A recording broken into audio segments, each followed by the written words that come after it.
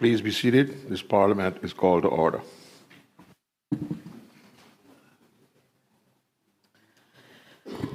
Statements by members of the government. I have received a number of statements from ministers and approved them, and I will call them in the order that they've been received. Honorable Deputy Premier and Minister of Tourism and Trade Development, you have a statement.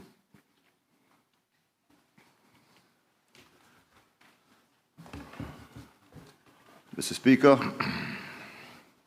I rise today with great pride to report on our tourism industry's performance for the first quarter of the year and to deliver the results for the month of March, which are truly exceptional. I say exceptional because March 2026 broke two historical records. 64,213 stayover visitors were welcomed to our shores, which is 5,816 more persons than January 2025, making this March the best month in our history for stayover visitation.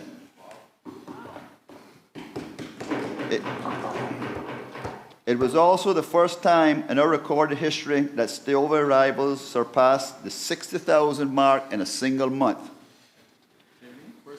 The first time in history that stayover arrivals surpassed the 60,000 mark in a single month.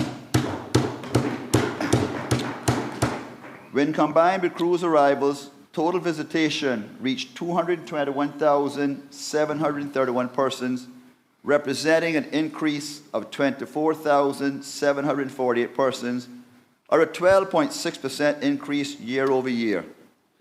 Mr. Speaker, these results are not an isolated occurrence. They reflect the continuation of a strong and sustained upward momentum that has been building over the recent months. In December 2025, we recorded 54,830 stayover visitors, setting the tone for what has become our strongest winter season on record. In January 2026, air arrivals reached 4,047, a 13.6% increase year over year, making it the strongest January in our history. In February, we welcomed 49,075 stayover visitors, which was an increase of 10.1% year over year, making February 2026 the second highest February on record. Taken together, the first 2 months of this year delivered 95,102 stayover visitors, an 11.8% increase over 2025, and March's exceptional performance builds directly on that strong foundation. Stayover arrivals for March have surpassed all previous records, setting a new national benchmark. Indeed, Mr. Speaker, when we look at our results over the traditional winter period, the Cayman Islands welcomed 165,000 stayover visitors over 4 months, making this the best winter season in our history. This consistent growth speaks to more than demand. It reflects confidence in the Cayman Islands as a destination, and it underscores the effectiveness of our tourism strategy, which is built on strong leadership, sound policy decisions, and tireless efforts of our Ministry and Department of Tourism, along with our valuable industry partners. Mr. Speaker, these results are also a reflection of deliberate choices and decisions to prioritize strategic airlift development, invest in high-quality marketing, and ensure that our tourism product remains competitive at the highest level. This government has taken a disciplined and forward-looking approach to tourism, and the outcomes we are seeing today are the direct results of that focus and experience. Mr. Speaker, the benefits of our tourism industry's success are being felt across our economy and, importantly, among our people. We see it in the obvious signs.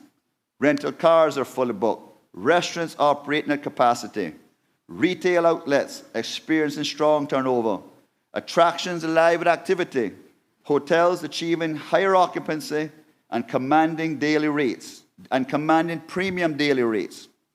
But beyond those visible indicators, there are deeper and equally important measures of success, such as increased employment opportunities for Caymanians across hospitality, transport, and service sectors, more sales and revenue for small business owners, especially water sports and tour operators, souvenir shops, and artisans. We see greater confidence among Caymanians willing to invest in tourism-related ventures or to expand and hire. And there are more training and professional development opportunities aimed at building a more skilled and resilient workforce. My ultimate goal, Mr. Speaker, as I have said many times, is to see Caymanians not only participating in tourism, but being leaders within it, managing properties, operating successful enterprises, and shaping the visitor experience at every level, just like it used to be years ago when our people were at the forefront and at every level in between. That is the kind of inclusive growth I have committed to delivering, so that Caymanians are not just spectators in the tourism industry, but are active beneficiaries of its own success. Taking our attention back to March arrivals and to our tourism source markets, March delivered strong performance from every sector across the board. The United States, our primary market, recorded its strongest month ever with 53,050 visitors, representing a 6% increase year over year and surpassing the previous high set in March 2019 by 3.2%. Canada continues to emerge as a powerful growth engine, having registered 6,711 stopover visitors in March, equating to a remarkable 49% increase year over year, and surpassing the record set just 1 month prior in February. This sustained, impressive growth reflects not only increased demand, but also a structural strengthening of the market, supported by increased seat capacity from the new non-stop services from Toronto and Ottawa. March also brought strong double-digit growth from the UK and Ireland, which recorded a 32.2% increase year over year and is the second highest March on record from that area. Visitors from Mexico increased by 33.2%, largely due to the success of targeted market and trade engagement, while continental Europe recorded steady growth of 4.5%. Mr. Speaker, while I am sure you will all agree that these results are outstanding, they also reinforce a key principle, which is that tourism growth requires a delicate balance of several key elements: convenient and reliable airlift from prominent gateways, a diverse range of accommodations at different price points, a compelling and high-quality tourism product, a welcoming and professional industry, and targeted marketing to bring all these elements together. The Cayman Islands is excelling on each of these fronts. In fact, increased airlift capacity in March, which was up 5.9% year over year, played a critical role in driving demand. Growth was supported by additional seats from key gateways, including Chicago, Miami, New York, Toronto, and Ottawa, and is a sign of the tremendous confidence that international airlines have placed in our destination. With that said, I know the industry is looking forward to the launch of Cayman Airways' new seasonal service from Austin, Texas, beginning in late May. Austin is one of the fastest-growing metropolitan areas in the United States and already contributes approximately 6,000 visitors annually to our destination. This new route presents a meaningful opportunity to increase those arrivals. Mr. Speaker, as I round up my report on stopover tourism, I should mention the high performance of our accommodation sector. Hotel occupancy increased by 14% in March compared to last year, which averaged daily rates rose by 5.5% and revenue per available room increased by an impressive 20.3%. Year to date, through March, average daily rates are up 6.9% and revenue per available room has grown by 15.3%, reinforcing tourism's broader contribution to business performance and the wider economy. Looking ahead, We await the opening of 2 new hotel properties, which will add nearly 500 additional rooms to our inventory. This expansion has also created new employment opportunities for Caymanians, while also generating increased business for local suppliers, service providers, and entrepreneurs across the tourism value chain. Once open, the new properties will expand our ability to attract more visitors, no doubt leading to more record-breaking results. Mr. Speaker, continue our attention now to the cruise sector. Cruise arrivals remain steady and continue to contribute meaningfully to our economy. In March, we welcomed 157,518 cruise passengers, a 13.7% increase year over year. For the first quarter, total cruise arrivals reached 463,142 passengers, representing an increase of 10,368 passengers, or 2.3% over the same period in 2025. I must also note we had about 10 cancellations, equating to about 30,000 passengers due to weather that we lost in the first quarter as well. Looking ahead, current projections indicate 1,287,523 cruise passengers and 422 ship calls by the end of this year, with 1,431,049 passengers and 445 ship calls already confirmed for 2027, demonstrating continued confidence in Cayman as a premium cruise destination. The Ministry's strategy for cruise tourism development remains focused not simply on volume, but on maximizing the quality and value of each visit. This approach aligns with the Cayman Islands' position as a premium destination and ensures that growth within this sector will be sustainable and beneficial to our people. Earlier this month, I attended the Sea Trade Cruise Conference along with the Minister of Ports, and together we held meetings with all of the major cruise lines. I was encouraged by their continued interest in Cayman, and at least one line revealed plans for increased calls in the coming years, which was also very heartening. Going forward, my ministry staff and I will continue to actively explore ways to enhance the visitor experience to ensure that we can safely and efficiently accommodate cruise passengers while maintaining the highest standards expected of our destination. Mr. Speaker, as I bring this statement to a close, I hope that the results I have outlined today will give confidence to every Caymanian, every member in this honorable House, and every person hearing my voice that our tourism industry is strong, healthy, and is advancing with purpose.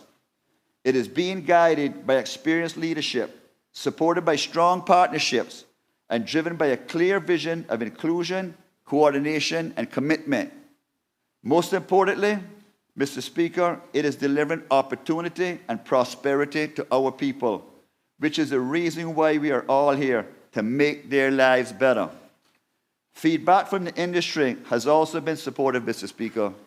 I am proud to say that there is trust in the leadership and expertise within the Ministry and Department of Tourism, and confidence in the vision and stability of government, which stems from sound policy being matched with consistent execution.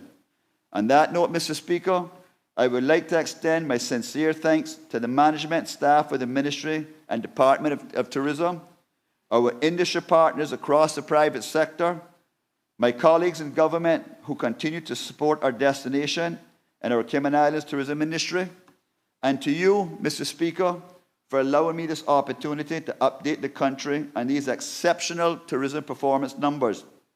Mr. Speaker, the Ministry and Department of Tourism are responsible for promoting the Cayman Islands as a first-class destination. It is up to each of us in this honorable House and every single Caymanian resident, persons living in these islands, to deliver the best possible experience for our visitors. Mr. Speaker, I thank you for the opportunity to update the country on these results.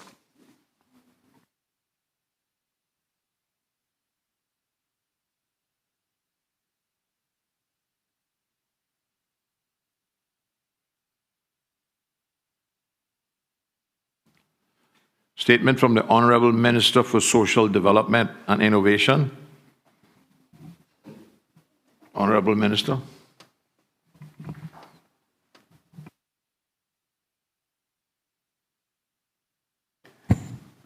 Thank you, Mr. Speaker. Mr. Speaker, I want to thank you for granting me the opportunity to address this Honorable House and the broader Cayman Islands community today. I rise to speak about safeguarding vulnerable persons in our population, and in particularly children. Children are the future of our islands, and they are also the heartbeat of our community. And this government has a collective wish for the children of these islands, for every child to be safe, to achieve their maximum potential, and to thrive. We want our children to grow up in a community that protects them from harm. Mr. Speaker, too many of our children do not get to live out this wish. They do not get to experience life the same way as others due to factors outside of their control. As parents, we all have the same wish for all children in the country as we would for our very own. And Mr. Speaker, there has been a rise in sexual offenses being committed in this country, which is gravely concerning in and of itself.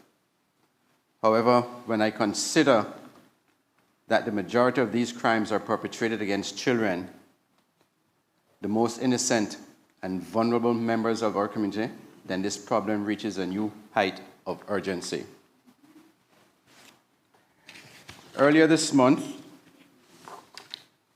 the Royal Cayman Islands Police Service released their annual crime and traffic statistics report. Sexual offenses increased by 20% in 2025 to 125. An analysis showed that 58% of the victims were children, with most, but not all of them, being female children. This is a painfully upsetting trend in the wrong direction, Mr. Speaker. Commissioner Walton highlighted the level of priority that our CIPS is placing on combating the increase in sexual offenses being committed in these islands. And I want to commend the RCIPS, the Department of Children and Family Services, and all other child safeguarding agencies for the incredible work they do every day. However, the entire Cayman Islands government must find a way to do more to quickly and effectively address this issue. We cannot let our children continue to experience such crimes. Mr. Speaker, my team in the Ministry of Social Development and Innovation have been working very closely this year with their colleagues across the civil service to clearly understand the gaps in policy and the legislation that currently exists.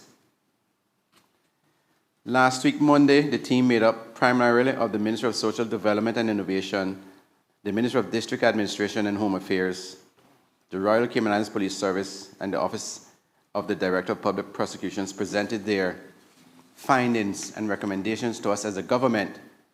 And I can tell you without fear of contradiction, the room was stunned by the data and the extent of the crimes. Mr. Speaker, as much emphasis and concern as we rightfully place on tackling robberies and gun crime in this country, members in this House and the general public may be surprised to know that in the last 5 years, the number of sexual offenses committed in the Cayman Islands more than doubled the number of robberies and firearms-related offenses. In fact, in multiple years during that period, the number of sexual offenses committed in this country was greater than both robberies and firearm-related offenses combined. Mr. Speaker, during that same presentation, the team highlighted key inconsistencies that exist with our penal code and our sentencing guidelines, which result in charges and sentences for pedophiles and sexual predators being less severe than what would be appropriate for the heinous crimes they have committed. Even when they are held to account for longer periods of incarceration, the ability for the Department of Community Rehabilitation and RCIPS to monitor these offenders on sexual harm prevention orders is limited, given various gaps in policy and legislation. Mr. Speaker, the government heard the call for action loud and clear, and we moved to act immediately. And I'm happy to announce that Cabinet has approved a working group to be established to review the existing legislative landscape to address sexual offenses, including offenses in the digital and online spaces, and for necessary bespoke legislation to be developed for consideration of the Cabinet and on approval this Honourable House. This legislative reform will also meaningfully move the needle for us to be able to hold perpetrators accountable for their actions and to reduce the risk of repeated offenses against the same or other children in the community. Mr. Speaker, following the efforts of this working group, it is our intention to consult the opposition and the broader community as we understand and acknowledge that this cannot be resolved without a collective approach. Mr. Speaker, given the responsibility that I have for the safeguarding of children through the Ministry of Social Development and Innovation and the Department of Children and Family Services, I've asked my colleagues in Cabinet to support this initiative as a priority, which was unanimously supported, particularly by the Honourable Attorney General, who will ultimately be tasked with bringing the draft bill to Parliament under the remit of his portfolio. We know, Mr. Speaker, that policy alone cannot solve problems. We must create and implement effective solutions. We must look at the real data, and we must equip the teams on the front line. We are seeing patterns that demand our attention. For instance, we see that children who are in care settings are experiencing additional challenges such as absconding. There have been over 200 such incidents last year alone. These incidents place children at greater risk of experiencing sexual offenses. And this signals something deeper, Mr. Speaker. And when we examine these cases, we see something we cannot ignore. Mr. Minister, sorry to interrupt you, but we don't have a quorum. Mr. Sarge, can you check the building and ask the people to please come back inside and make up a quorum?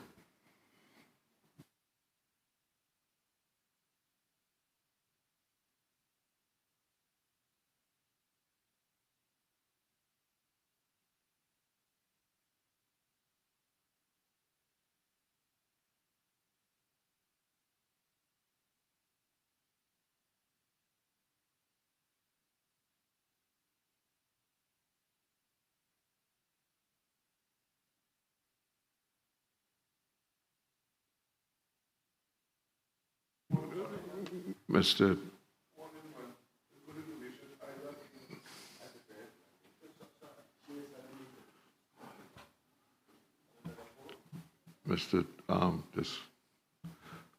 Mr. Minister, please continue with your statement. Thank you, Mr. Speaker.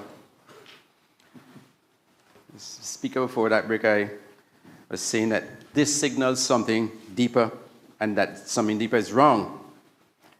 And when we examine these cases, we see something we cannot ignore.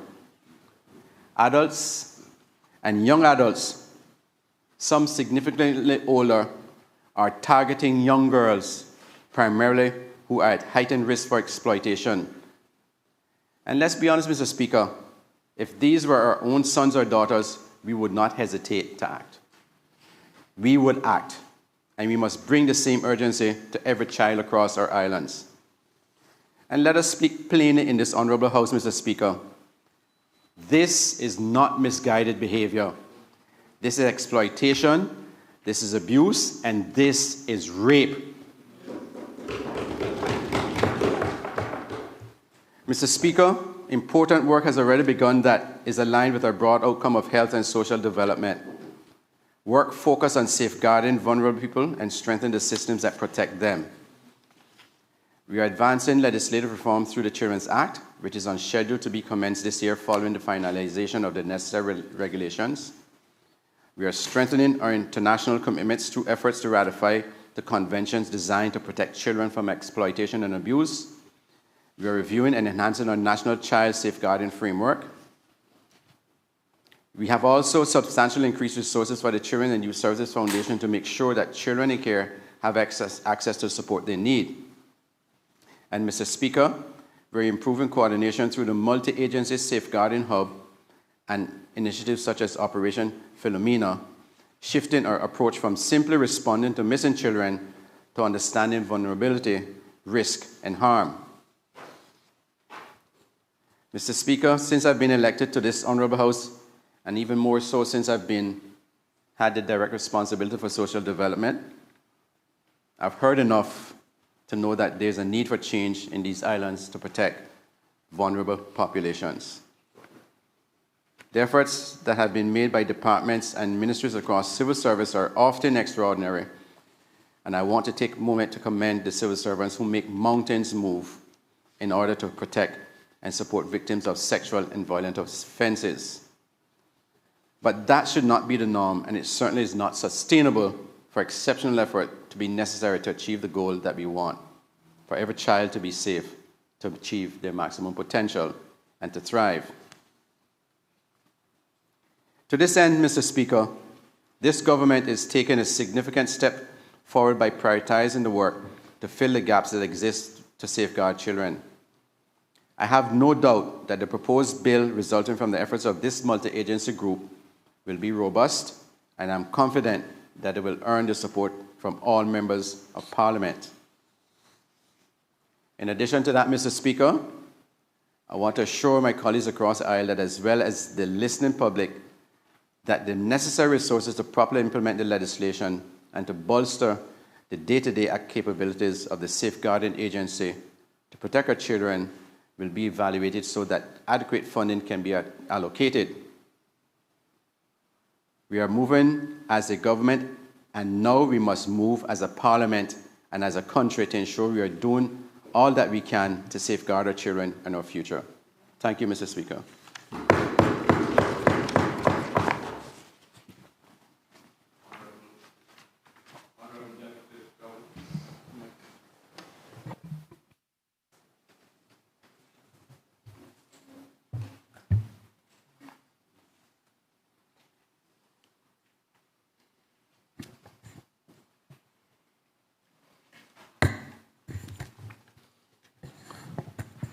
Thank you.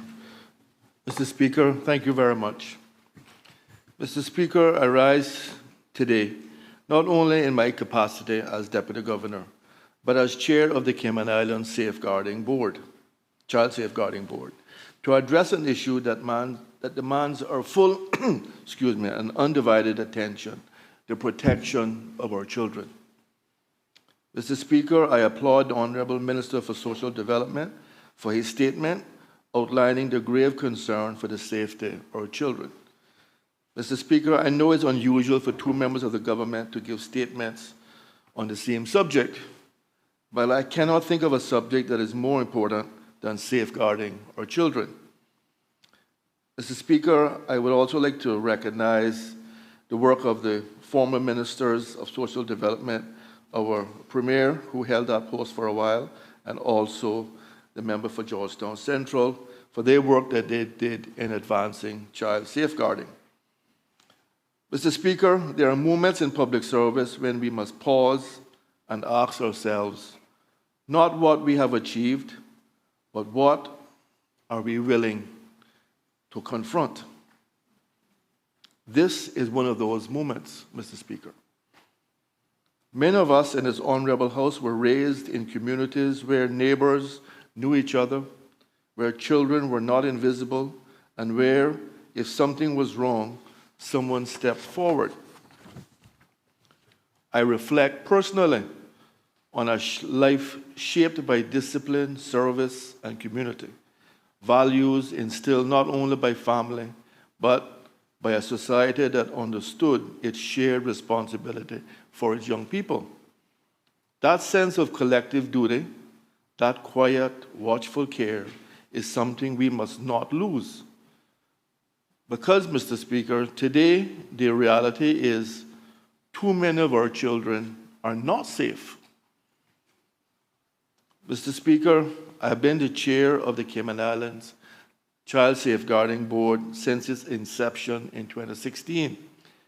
The membership of this board consists of chief officers and leaders from across the civil service.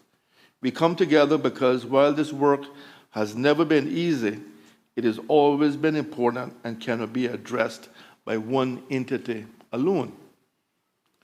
When we started this board, I reflected on how we were stepping up and enhancing our child protection structure. We wanted to ensure that social workers, policy, and other professionals were communicating at the highest level to ensure that everything that could be done was being done to protect our children. In this time, we have been able to truly begin to understand that the extent of the child's safeguarding concerns in our community. Mr. Speaker, the issues are graver than we all imagined. Mr. Speaker, the statistics provided by the Minister of Social Development just a short while ago must be of concern to all of us. Mr. Speaker, in 2017, the Multi-Agent Safeguarding Hub, MASH, was established. This intentional decision brought together the Department of Children and Family Services, the Royal Cayman Islands Police Service, the Health Services Authority, and the Department of Education Services to safeguard children. Since the inception of MASH, we have seen significant increases in awareness and reporting. In 2017, 490 child safeguarding reports were received, 747 in 2018, 1,036 in 2019, and since then, child safeguarding reports have continued to increase, and in 2025, Mr. Speaker, 2,773 reports were received. Mr. Speaker, I know we all agree those are staggering numbers. Mr. Speaker, the data points before us points a sobering picture. We can take some encouragement in the fact that more people are coming forward, that awareness is growing. Professionals and community members are noticing that children are having experiences they should not have, and those people are stepping up to report it so that action can be taken. This means that our efforts to increase awareness in the Cayman Islands and equip professionals across the civil service and other key organizations to identify child safeguarding concerns are working. Mr. Speaker, allow me to highlight a case to this honorable House. Mr. Speaker, recently a member of our library team witnessed a child attend the library during school hours and remain all day. Mr. Speaker, a report was made to MASH, and as a result of that, a serious child safeguarding case was brought to light.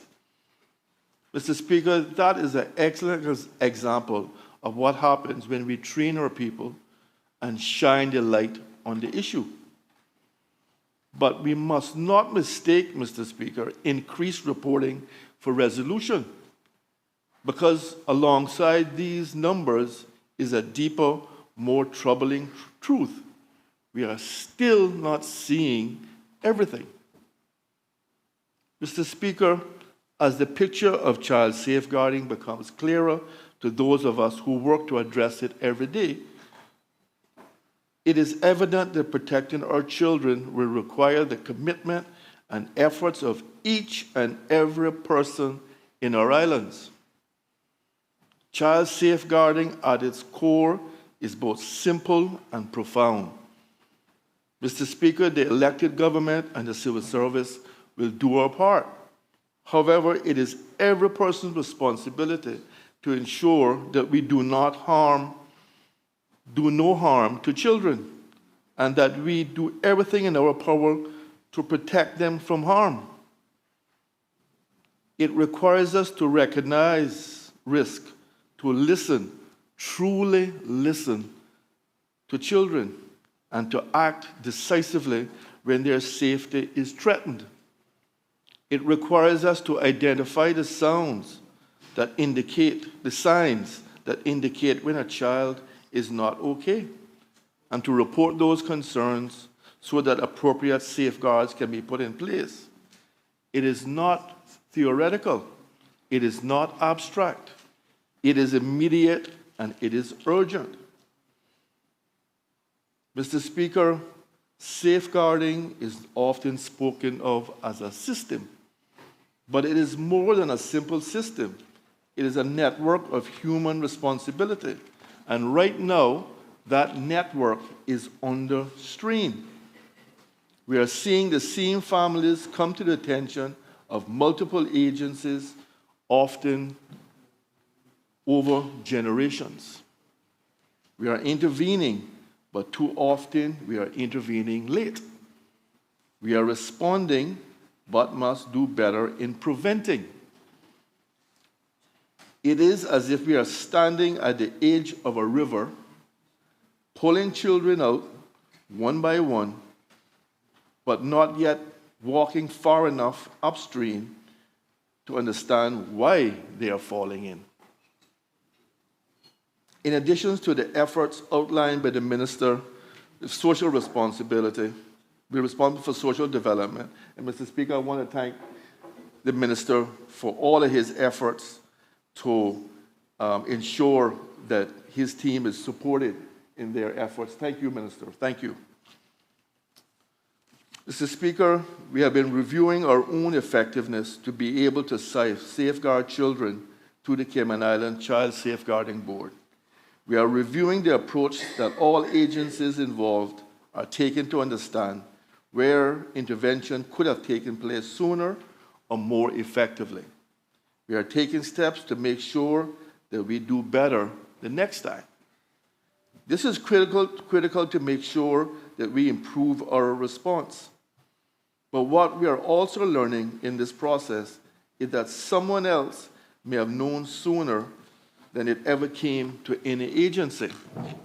As a community, we could have done more. This is why safeguarding cannot be the sole responsibility, Mr. Speaker, of one agency. It spans health, education, policing, justice, and social services. It requires coordination across ministries and departments. It demands accountability across our SAGCs. And beyond government, it calls upon every member of our society. This is a national responsibility, and we must all be part of the solution. I commend the government and cabinet for the establishment of the multi-agency working group for their efforts to address the gaps in our legislation and in the system. The minister just outlined that, Mr. Speaker. But as the minister said, legislation alone will not protect our children. Frameworks alone will not change a life. Mr. Speaker, if you are harming children, if you are neglecting our children, if you are having sex with children, you need to stop now. We are going to come for you, and we are going to get you. You have to stop today. Today, Mr. Speaker. Mr. Speaker, let me say that again. If you are harming children, if you are neglecting our children, if you are having sex with children, you need to stop now. Mr. Speaker, we need our foster parents who are willing to not just open their homes, but their hearts. We need our educators to look beyond behavior, to recognize distress for what it is, and to speak up with courage when something doesn't feel right. We need social workers who are not only committed, but consistently supported, resourced, and equipped for the demanding work we ask of them. And we must be clear, this is not about criticism, but about responsibility. Everyone in our institutions must continue to challenge itself to do better, to learn, to adapt, and to improve. This means sustained and deliberate investment in our Department of Children and Family Services, and we have the minister's support in education, and we have the minister's support and in safeguarding systems, ensuring that they are not only in place, but truly effective for the children and families who depend on them. Mr. Speaker, we must all confront a cultural shift that is required. We must move away from minimizing harmful behaviors. We must recognize that what may once have been dismissed or misunderstood must now be clearly identified for what it is. Abuse must be called abuse. Exploitation must be called exploitation. And children must be seen not as problems to be managed, but as individuals to be protected. Let me say that again, Mr. Speaker. And children must be seen not as problems to be managed, but as individuals to be protected. Mr. Speaker, the civil service that I'm honored to lead has a proven track record of working with our elected leaders to solve Cayman's most vexed issues, whether it is reducing juvenile crime from 77 in 2011 to 15 in 2024, or whether it is reducing burglaries from 777 in 2014 to 2009 in 2024. However, we cannot do it alone, and we need everyone's help. Sorry, sir? 209 in 2024. Sorry, Mr. Speaker, let me say that again. Whether it is reducing juvenile crime from 77 in 2011 to 15 in 2024, or whether it is reducing burglaries from 777 in 2014 to 209 in 2024. Excellent achievements, Mr. Speaker. However, we cannot do it alone. We need everyone's help. Our children, our future, deserve our love and protection. Mr. Speaker, in closing, I wish to join the minister in acknowledging those on the front line, our social workers, our police officers, our educators, our healthcare professionals, and all civil servants. They carry the weight of this responsibility every day. They see the realities many of us do not, and they continue with resilience and commitment to serve. They cannot do this alone, and we as people across these islands cannot remain at a distance from it. Because the true strength of any society is not measured solely by its economic performance, its infrastructure, or its global standing, but by how intentionally it prioritizes and protects those most at risk, particularly our young people. Mr. Speaker, I say to the people of the Cayman Islands, your role matters. The child you notice, the concern you raise, the call you make, these are not small acts. They can alter the course of a life. We must rebuild a culture where communities are truly connected, where neighbors are attentive, and where no child is ever unseen or unheard. Safeguarding children is not the responsibility of a few, it is the duty of all of us. If you suspect that a child may be at risk, do not hesitate. Report your concern to the Multi-Agency Safeguarding Hub by calling 945-0545 or emailing mash@gov.ky. If the situation is urgent, call 911 immediately. In our homes, in our workplace, and in our communities, each of us has a role to play. And together we must ensure that every child is safe, protected, and given the chance to thrive. Mr. Speaker, that is the standard we must set across our three islands, and it is the standard we must now meet together. Mr. Speaker, I thank you.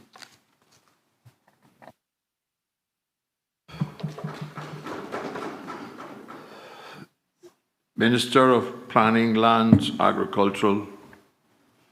Oh, my apologies. Member for Cayman Brac East. Thank Thank you very much, Mr. Speaker. In accordance with the relevant standing order, may I ask the Honourable Minister whether he agrees that the many churches within the Cayman jurisdiction has a vital role to play, and to be so kind as to indicate now or in writing how the government wishes to engage them and or support likewise. Thank you. Mr. Speaker, I am so happy that the member asked that question about our churches. Mr. Speaker, just if you'll allow me. Mr. Speaker, I've been thinking about this and what else can we be doing? And I look back to my days, Mr. Speaker. I went to Sunday school every Sunday. I then went to school. What I've learned and what I've seen, and it's a bit painful, Mr. Speaker. Quite a few of my classmates in high school went to prison. But do you know who has never been to prison? Any of my Sunday school classmates. Not one of my Sunday school classmates have gone to prison. I remember those 10, 12 of us sitting in the room in the Church of God, in the basement, being taught about the importance of the good Lord. That has stayed with me, Mr. Speaker, forever. So, Mr. Speaker, I completely endorse what the lady member is saying, and I would give an undertaking that we in the Child Safeguarding Board will be engaging with our churches and to see how we can work together to put this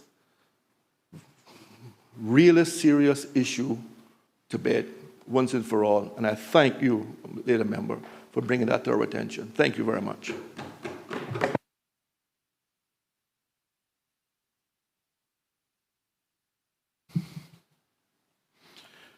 Honourable Minister for Planning, Lands, Agricultural, Housing and Infrastructure, I think I have 4 statements from you that I have approved, so you may read them in order, please.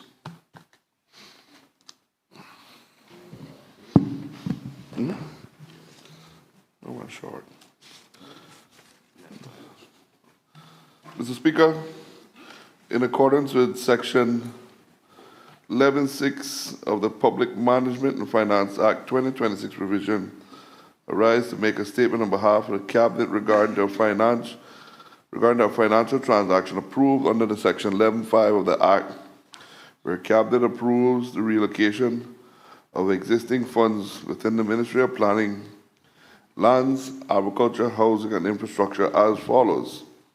Funding was decreased from EA 78, Government Administration Building, by $493,095, and EI 71, Ministry Assets, by $1.3 million, EI 57, National Housing Development Trust by $254,803, EA 146 Land Purchase for Conservation by $20,674, and funding was increased to EA 148 Major Road Works by $203,149, and EA 164 the Central Scranton Park for $1,161,657, and EA 4 Land Purchase for $703,766.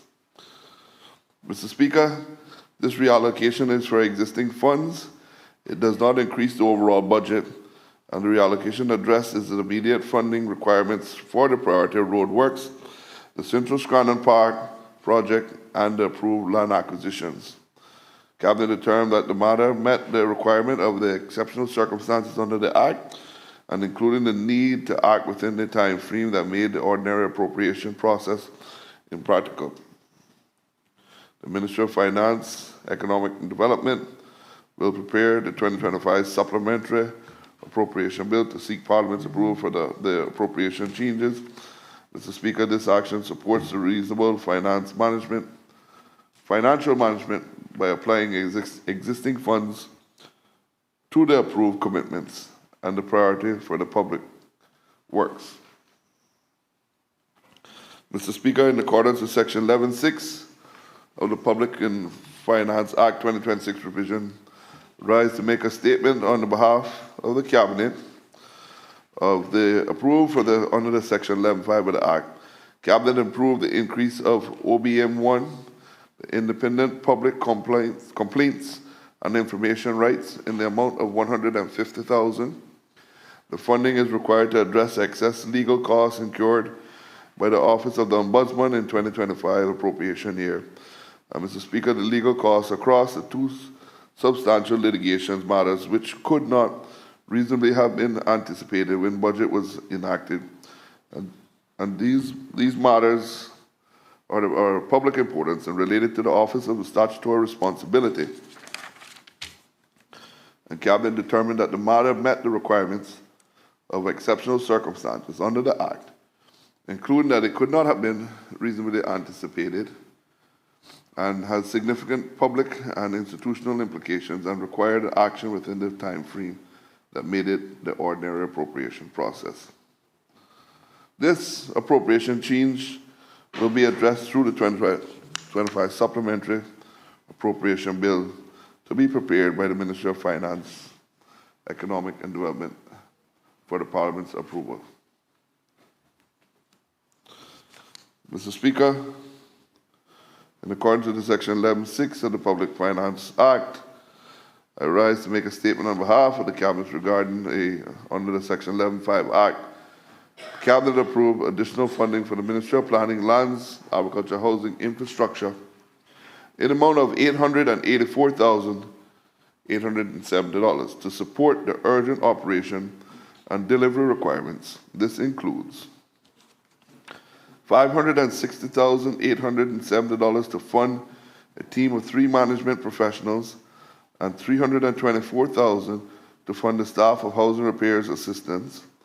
And Cabinet also approved the increase of $562,860 to PH10 management government properties to a trial park ranges by pulling funding forward from 27 year from the current 26 year to the current 26 year. Mr. Speaker, the funding supports the 3 priority areas.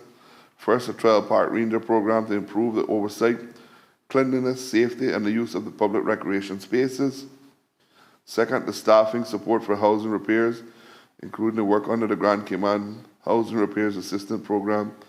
And third, the additional project management capacity to support the delivery of the ministry projects and reduce the pressure on existing operational resources. Cabinet determined that this matter met the requirement of the exceptional circumstances under the Act, and include that the matter could reasonably have been anticipated at this time, and the budget was enacted and required actions within the time frame that made this an ordinary appropriation process.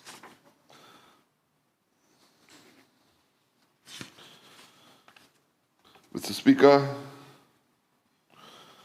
I rise to provide an update to this Honourable House on the recent increase in the spiral whitefly activity across Cayman Islands and the actions being taken by the Department of Agriculture.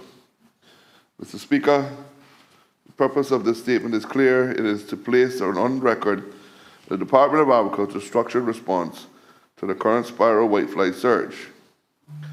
It is to reassure the public that action is underway and is encouraging residents, farmers, landscapers, strata managers, and property owners to follow the department's guidance as part of the coordinated national response. Mr. Speaker, the spiral whitefly is an invasive sap-sucking pest. Oh, that was recorded properly. That affects a wide range of plants, including agriculture crops, fruits, trees, palms, and ornamental vegetation. Recent observations have confirmed a significant increase in the population levels across Grand Cayman, particularly in the Bordentown, Savannah, and Newlands area. This is not a new pest to the Cayman Islands. The scale and rate of the spread of this at this time requires structured and timely response. The pest is easily identified by a distinct spiral pattern in which the eggs are laid and on the underside affected of the leaves. It can also be associated with a white waxy material, sticky honeydew, and the growth of a sooty mold. Okay. Commonly affected plants including coconut and other palms, vegetable crops, fruit trees, such as guava, mango, citrus, avocado, banana, plantain, as well as ornamental plants, including sea grape, cocoa plum, ficus, flowering shrubs, and shade trees. Mr. Speaker, the main concern before us is plant health and agricultural productivity and the conditions of our landscapes. The spiral whitefly feeds on the plant sap that weakens the vegetation and reduces the plant vigor. And where the infestations are severe, it can affect the crop quality, the crop productivity, and the overall health of the affected plants. Spiral whitefly also produces a sticky substance known as the honeydew. The honeydew leads to the development of the sooty mold, often referred to locally as black lice. The sooty mold or the sooty mold is not the pest itself. It is a visible sign that the sap-feeding insects are present, and to address the mold, we must address the insect activity causing it. Mr. Speaker, I want to be clear, this issue does not pose a direct risk to human health. It does affect agriculture, the environment, and the overall conditions of our landscape, and it must be addressed. In response, the Department of Agriculture has activated an integrated pest management program which will run from April through June. And this program began with the public meeting and held on the 14th of April at the Department of Agriculture, and participation also available by Zoom. At the meeting, residents were provided with the information on identifying the spiral whitefly, understanding its impact, and applying the appropriate treatment and management measures. Mr. Speaker, the program is structured in 4 phases. Phase 1 is the assessment, where the departments identify the affected area, the host plant, the high density location, and where the interventions is most urgently required. Phase 2 is the initial intervention. This includes recommended the cultural control measures to be carried out by the affected stakeholders and supported by the targeted Department of Agriculture interventions where chemical applications is required in priority area. Phase 3 is the following and monitoring. The department will continue to monitor the targeted areas and apply additional treatment where necessary based on existing population levels and observed spread. Phase 4 is evaluating the adjustment. Department will assess the effectiveness of the program, review the outcomes, and adjust the pest management strategy based on what is observed on the ground. Mr. Speaker, the department intervention is practical. It includes monitoring and surveillance of identification of hotspots for public education guidance on pruning and the proper disposal of affected plant material, use of a heavy water sprays where appropriate, and targeted treatment in high-density areas. Where chemical control is necessary, the department will use the approved treatments in a responsible and controlled manner with attention to the proper application, avoiding unnecessary overuse. This is important that the long-term management cannot rely on the undiscriminating spraying. It must be guided by science, it must be targeted, and it must be responsible. Mr. Speaker, this is also a shared responsibility. The Department of Agriculture cannot spray every affected yard, farm, roadside, or property across the island. Farmers, homeowners, and landscapers in strata management and property owners will have the role to play, and the department will lead the technical response. The public must support the response by identifying the affected plants early, following the treatment guidance, and pruning and disposing of the affected material properly, and taking responsible action on their own property. Mr. Speaker, the objective is simple: reduce the current population on manageable levels, protect agricultural productivity, limit the further spread, and minimize environmental impact through the responsible pest management. The department is also engaging with regional and international partners to explore long-term solutions, including potential biological control options.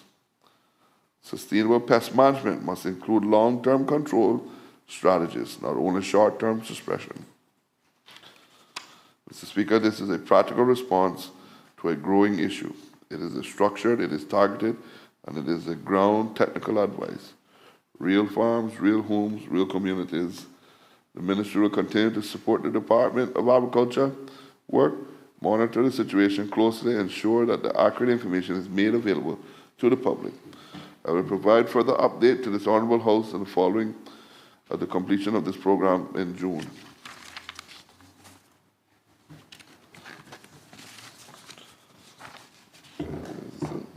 Was that 4?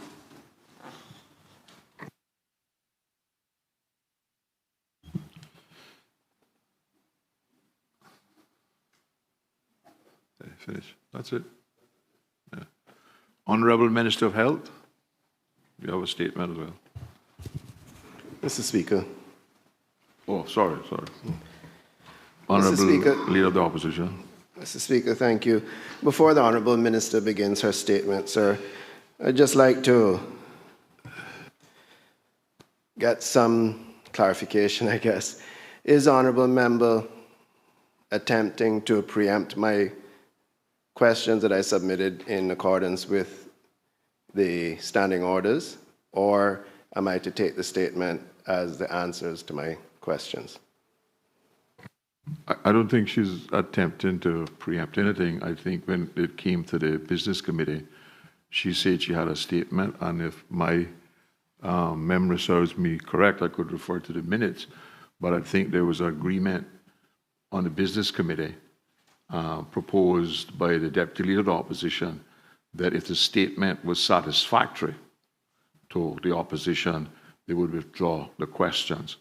But I don't think that there was a quid pro quo. It's not that she's trying to preempt and get in front of you. That's all.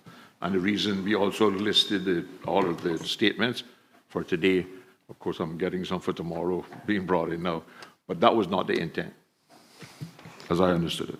Thank you for that explanation, Mr. Speaker. And then I offer an apology because that was not extended to me. It was my question, but it was not told to me that I would be withdrawing my question.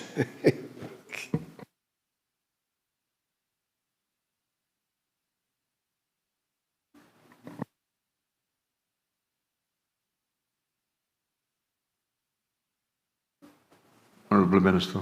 Mr. Speaker, thank you. Mr. Speaker, if you would permit me, I would just like to say to the Leader of the Opposition that after our meeting, I left with the understanding that, well, we were planning to make a statement anyway, and in the event that it's still not clear, based on what I shared today, we're still prepared to submit a more condensed version of the answer.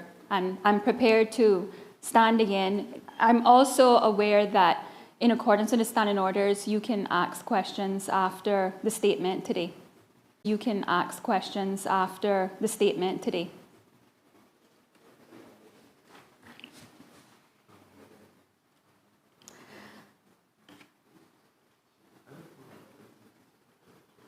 Mr. Speaker, just bear with me 1 minute while I pull up share file, please.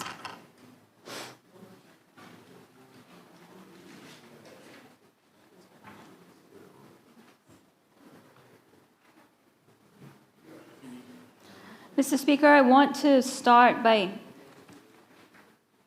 making a statement this afternoon in regards to the landfill operations and waste management. And I'd like to start by speaking directly to those people most affected by the recent fire at the Georgetown landfill.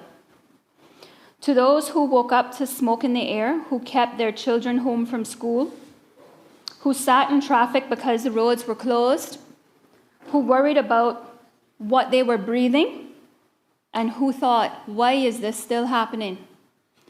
I hear that question, and the government hears that question. And today I'm going to answer it. Not with reassurances, but with a plan that is already being executed. I also want to recognize and thank the Cayman Islands Fire Service, the Department of Environmental Health, Hazard Management Cayman Islands, and every agency that responded to this incident. They managed a dangerous and complex situation with discipline, coordination, and sustained effort. This government, this House, and the public owe them a genuine debt of gratitude. They did their job, Mr. Speaker, and now we have to do ours. I am not here to dress this up. The landfill is under pressure and has been for decades, and it's time to change course. The NCFC government has a structured plan to tackle this long-standing issue across 4 fronts at the same time. We are exiting what is behind us, that's 1. We are stabilizing what we have, 2. We are reducing what goes in, 3. And we are building what comes next, 4. We have money in the budget for immediate infrastructure and operational improvements and funding to develop the long-term solution. I've allocated $6 million this year and another $2 million next year so we can implement our plan, and the work is already underway. First, exiting regen.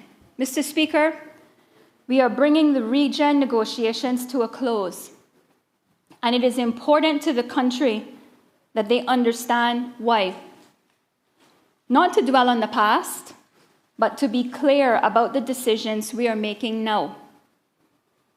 Based on a number of technical reports, including a report by the OAG, affirmed the view that the previous regen arrangement was considered unaffordable, high risk, and not delivering value for money.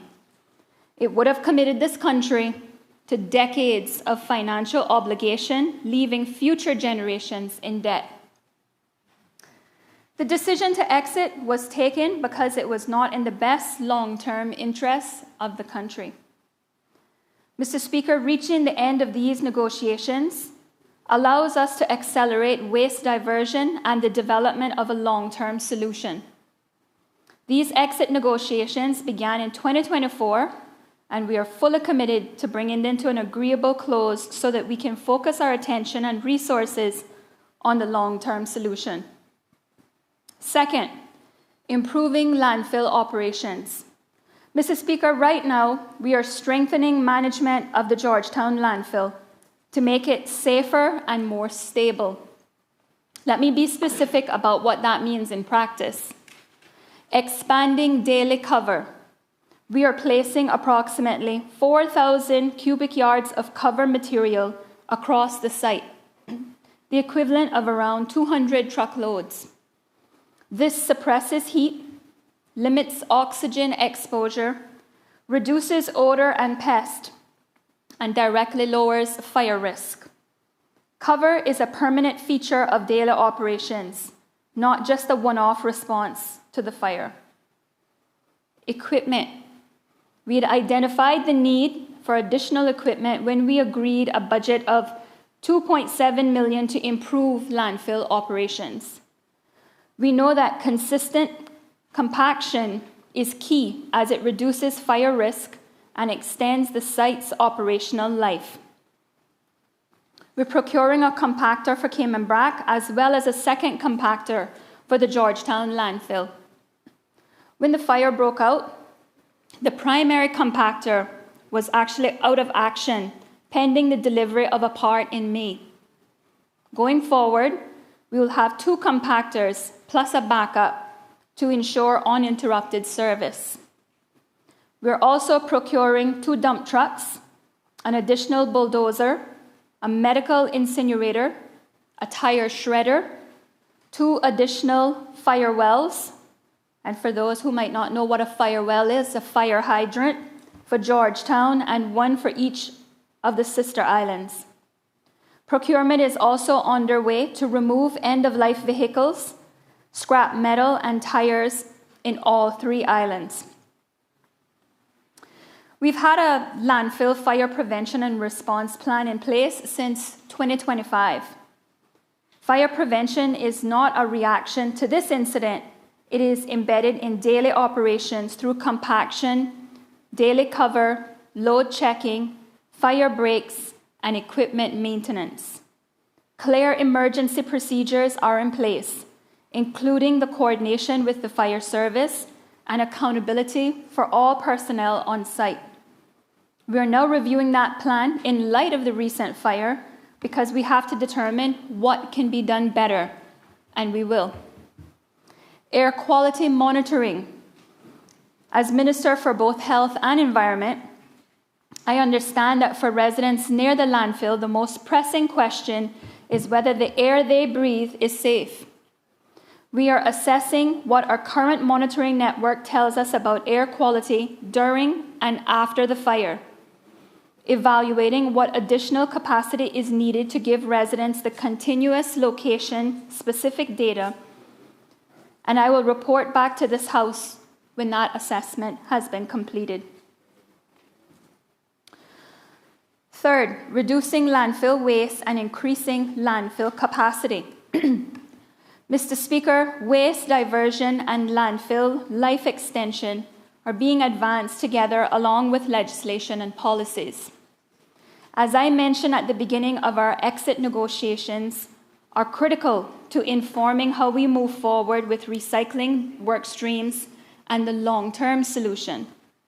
The truth is simple. If we keep sending the same volumes of waste to the same place, the current landfill will reach capacity by the end of 2030. This is where change has to happen. 49% of the waste entering the landfill comes from commercial activity, and 2/3 of that is recyclable. Diverting this waste is a high-impact priority. That is why we are introducing mandatory commercial recycling. We are investing in a new material recycling facility to increase our sorting and processing capacity by 2029. I will share the final decisions on location, cost, and operational specifications at the appropriate stage of the procurement process. We are also expanding residential recycling depots and developing public education campaigns on responsible disposal of waste, including batteries, waste oil, and hazardous materials that can pose a fire risk. Single-use plastics. Mr. Speaker, we are also taking action at the source, moving forward with a ban on key single-use plastics. On Earth Day, students from Cayman Prep and High School handed Minister DaCosta and me a petition. I want to read 2 lines from it because they deserve to be heard in this honorable House. And I quote, "Single-use plastics are used briefly but last for years, harming marine life and polluting our islands. Every day we see pollution on our beaches. We are asking you to take stronger action," end quote. Those young people are right. And they are watching to see whether their government answers the call with action, not words.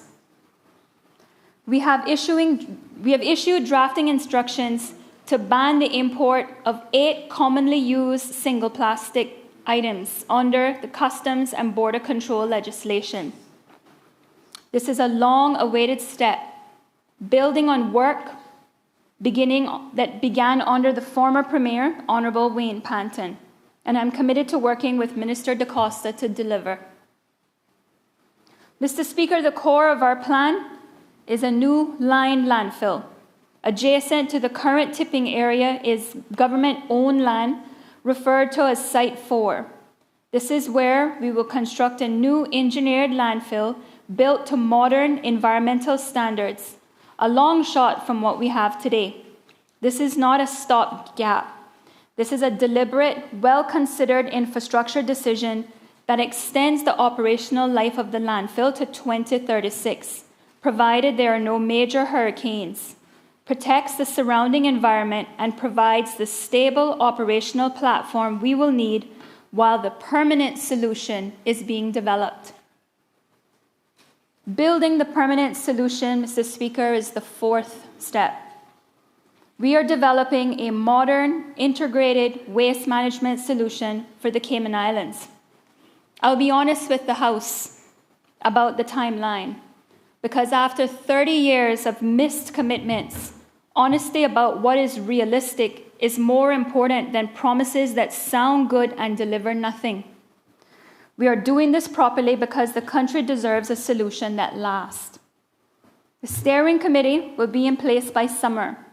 We expect to reach the outlined business case stage where the preferred solution, its cost, land requirements, and environmental performance are defined by the fall of 2027. Applying lessons learned from the Regen and Auditor General's report, we will not commit major public funds to a project before it is fully scoped and costs are defined. We are not refusing to fund a long-term solution. We are refusing to repeat the mistake of turning a well-intentioned project into a financial liability. The capital investment will come when we know exactly what we're investing in. Conclusion, Mr. Speaker, a commitment, not a reassurance. This issue reaches beyond infrastructure. It touches health, it touches the environment, it touches the future we are building for the next generation. The difference is this time we have a clear path forward, a structured plan to improve landfill operations and reduce what we send to the landfill while we build what we need for the future. Today, I commit that the can will not be kicked down the road any longer. Work is already underway. The funding is in place and the direction is clear. By the end of this year, we expect the Regen exit to be concluded and the steering committee to produce the first strategic outline case for a modern waste management system for these islands. Mr. Speaker, this problem cannot be deferred. This government will not defer it. I will not defer it. Mr. Speaker, thank you.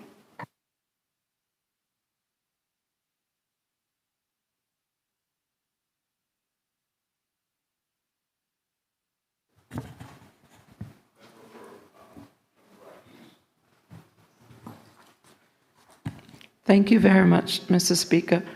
Grant your discretionary provision in accordance with the relevant standard to ask a couple of short questions. Thank you, Mr. Speaker. To the Honourable Minister,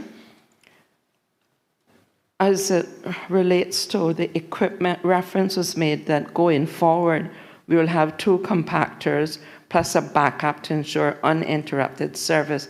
And I wish to thank the Minister and congratulate her, and just to inquire as to whether this was one of the reasons that they referred to in the first statement about strengthening management at the Georgetown landfill. Honourable Minister of Health. Thank you, Mr. Speaker, and I'd like to thank the member for her question. Yes, that is correct. The strengthening of the management by getting additional equipment. Originally, there wasn't a plan to get an additional compactor, and we're getting some additional equipment to strengthen the management at the landfill. Honourable Member for Cayman Islands. Thank you once again, Mr. Speaker. And just for the clarification, if the Honourable Minister could make it abundantly clear if that is the case, that the strengthening strengthening of the management is via the acquisition of equipment, not necessarily human resource management, because they have good management as far as I'm concerned. Honourable Minister. Mr. Speaker, thank you. I agree with the honourable member. They do have good management. I am very confident with the Director Sims and his team. However, I will put on record that we could always use additional staff, and so there will be probably future ask to get additional funding for personnel. But the strengthening of operation is really at this stage just dealing with the equipment.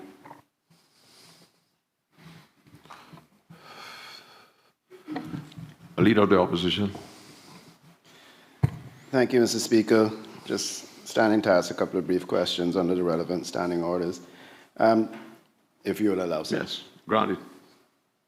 Can the Honourable Minister say if the equipment just referred to and the new equipment, I think you put a value of that at 2.7 million. Is that an additional to the 6 million, or is that a part of the or is that additional funding? Mr. Speaker, I'd like to thank the member for the question. That is additional funding, sir.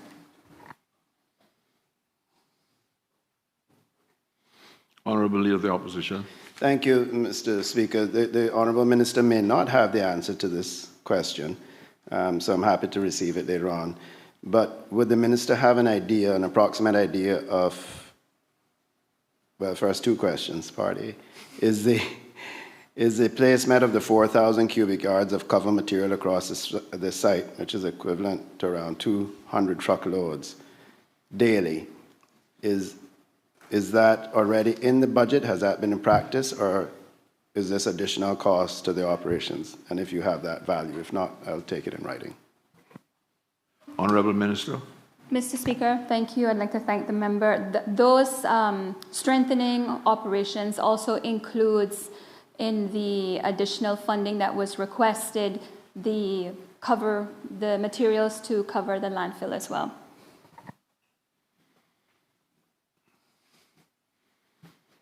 Next item of business.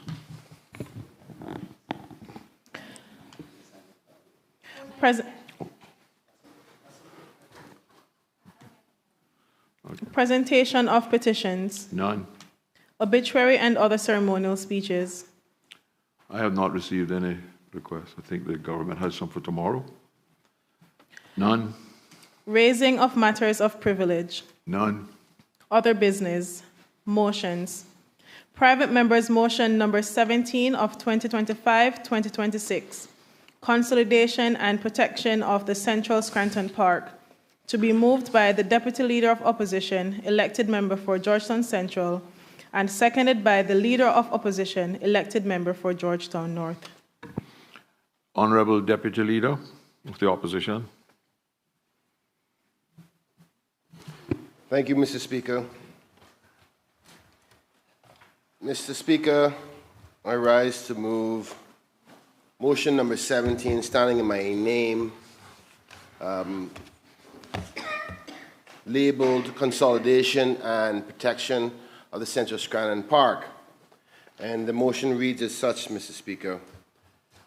Whereas the vision for the Central Scranton Park, CPS, was formally initiated by the Member of Parliament for Georgetown Central during his tenure as Minister, and whereas the Cabinet paper authorized and submitted by the representative for Georgetown Central established the government's commitment to this project as a vital piece of social infrastructure, and whereas the development involves the following parcels in their entirety: Block 14CJ, Parcel 19, Parcel 23, Parcel 126, Parcel 184, Parcel 190, Parcel 192, Parcel 193, and Parcel 200, and whereas a specific portion of Block 14CJ, Parcel 182, specifically the northern section currently utilized for the park's development and situated north of the government back administration building parking lot, is also required for the park's completion, And whereas the Parks Foundation has identified and affirmed the critical need for the development to serve three primary pillars of our community's well-being. One, a dedicated seniors center to provide the first of its kind facility for the elderly within the constituency. And two, a youth center to offer a safe, constructive environment for the development and the empowerment of young people. And three, community green space to preserve vital green space within the capital, providing essential mental health benefits and environmental freedom for residents. Be it therefore resolved that the government considers the immediate excision of the northern portion of 14CJ parcel 182 as identified by the park's development boundaries, and be it there further resolved that the government considers the consolidation of these excised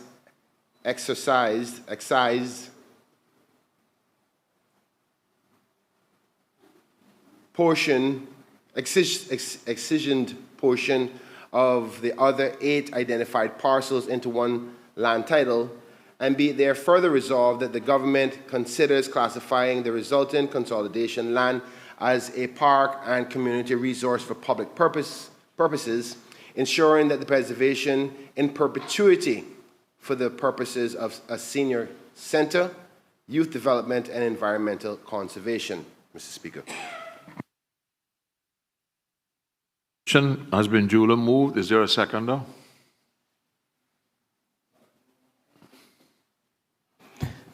Mr. Speaker, I rise to second the motion. The motion has been moved and seconded. Does the mover wish to speak thereto? Yes, Mr. Speaker, thank you.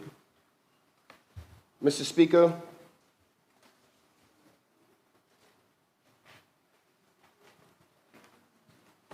I rise today to bring this motion for the consolidation and protection of the Central Scranton Park. This initiative is a defining priority for the people of Georgetown and the Cayman Islands. And I want to focus my comments of not specifying this only to Georgetown Central. And it's aimed at establishing a permanent sanctuary for our seniors, for our youth, and for the environmental health of our capital. Mr. Speaker, as you just heard me read out the particulars of the motion, but for clarity and no ambiguity, Mr. Speaker, I would like to take this opportunity to lay on the table of this House 2 maps that has been created by the Lands and Survey Department, and I've provided copies to all members of the House so that they too can see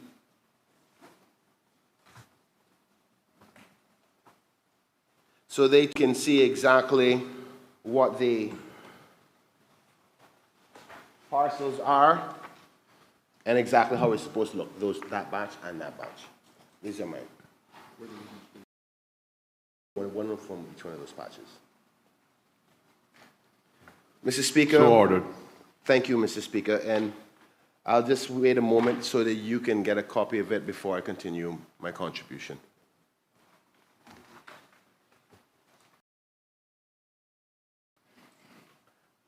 And just for clarity, member including the Speaker of the Honorable House.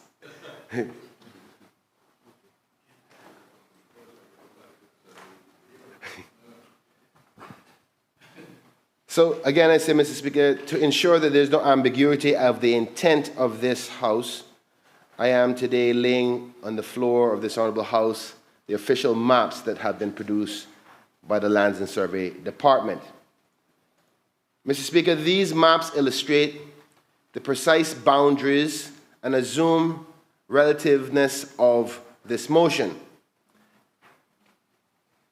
These records shall serve as a definitive technical guide for the following parcels that is also highlighted within the motion.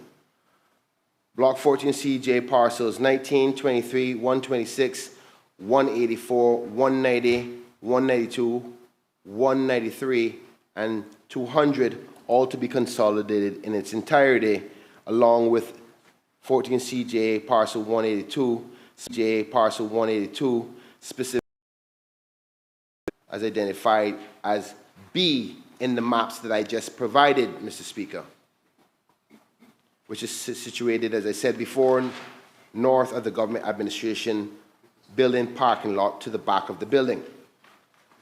I've worked closely with the planning department to ensure that these maps exactly present the technological requirements for this consolidation. By referencing to these tabled documents in this House, we provide the ministry and the chief surveyor with a clear, undisputed mandate for the acquisition and merging of these lands. Mr. Speaker, it must be understood that the consolidation is only the first step to truly solidify this project and honor the intent of the original cabinet paper and this motion. The government should adopt a comprehensive, multi-layered approach. One, consolidation of the titles into one to simplify the management of the estate. Two, register the new parcel as a land for public purposes at the land registry, creating an overriding interest that protects the land from any future sale. Three, simultaneously upgrade the development plan to zone this area exclusively as a park, public park, and community center. Mr. Speaker, this approach, combining registry, planning, and statute, creates a legal fortress around the park. It ensures that this land remains for the people of the Cayman Islands, safe from any future attempts to commercialize the boundaries. This consolidation and protection is a crucial step in delivering the intended plan for this park, Mr. Speaker. This is one of the final steps in the conclusion of this park before the Central Park officially opens its doors in the coming month. By securing these boundaries today, we ensure that the center, the senior center and the youth center and our essential community green space are permanently fixtures of our national infrastructure for years to come. Mr. Speaker, I don't intend to dwell on this motion. It is pretty straightforward. It's a technicality, and I will respond with a few remarks after what I hope will be a supporting commentary by the government. Thank you, Mr. Speaker. Does any other member wish to speak? Minister of Plan, Honorable Premier. Thank you, Mr. Speaker. I had, in jest, said in Standing Business Committee that this debate on this motion would be 4 hours to elicit a response from the member, but he didn't fall for it. Because as he quite rightly said, the motion is straightforward. So I rise on behalf of the government to express our support for the motion and accepting of the motion. And also, I think it's very helpful, and he should be applauded, for providing illustrations of exactly what he's seeking to do. And hopefully this is then, member for Georgetown Central, sent to the press so that they can also see. I think it's a good idea for people to see this bird's eye view of what's being done. And as he also quite rightly said, the country needs improved green spaces. So it's one thing for a space to just be green, but it has to have activity around it, helps with social cohesion, helps with activities. It's not far from the government administration building, so it has great promise. Very straightforward, very easy. I don't think we have to play politics with this and just move on. Thank you to the member for Georgetown Central.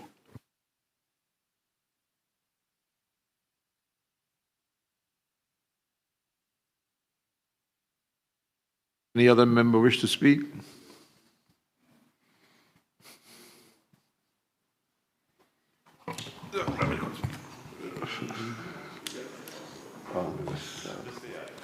Honorable Minister of Planning. Mr. Speaker, I know the Premier got up in support of it for the whole government. I just want to publicly say that this is something that we have been talked about for quite some time, about looking at doing. And, you know, although this is the first time, I think all individuals around the table have get to see the layout of the mapping. About maybe 2 months ago, the Minister for Finance and myself walked over to the park with member for Georgetown Central. And it was at that time, I think that was the first time the Minister of Finance actually got to see the layout of the park.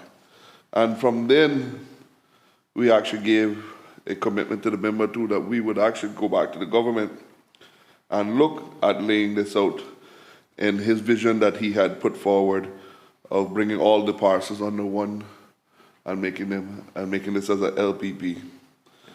And I just want to confirm with the member that all of these parcels that are outlined in there in the purple are Crown properties right now. Yes, okay. So, Mr. Speaker, as the member for lands, responsible for lands, as the Premier got up earlier and said, the government fully supported. And I just wanted to let my good friend know that I know we're still good friends, that best friends, that we still support this project, and we're going to make sure that we get this done as quickly as possible for him too. Thank you. And I also appreciate the project manager that's been leading the project for me. Honorable Leader of the Opposition. Thank you, Mr. Speaker. Mr. Speaker, I rise to give very short or brief comments on the motion as a seconder. Mr. Speaker, just want to join in congratulating the honourable member, the Deputy Leader of the Opposition, and the member for Georgetown Central in getting to this stage of the project. I know many were skeptical, perhaps even myself in the beginning, as he described his vision for that area. And I know many are still remaining skeptical. I've seen comments and stuff, but I would invite those folks to go down and have a look at the park and see the vision as it materializes and what it is today. I think the maps as well is very helpful in looking, I mean, to have the vision then of what the area could look like and how it could tie into the center of Georgetown. It's very clear on the map, and his vision isn't about today, it's about 10, 15, 25 years down the road, what Georgetown could turn into. And Mr. Speaker, it would be remiss of me not to recognize a Georgetown Central stalwart, Ms. Christine, up there supporting it. She's been, I would say, whipping him all the way along the way, and she had his back. They always didn't see eye to eye, but I tell you, they joined forces on this project, and she's behind him 100%. The people of Georgetown Central are behind it 100%, and I think history will be kind looking back when people are using this park in the near and long-term future.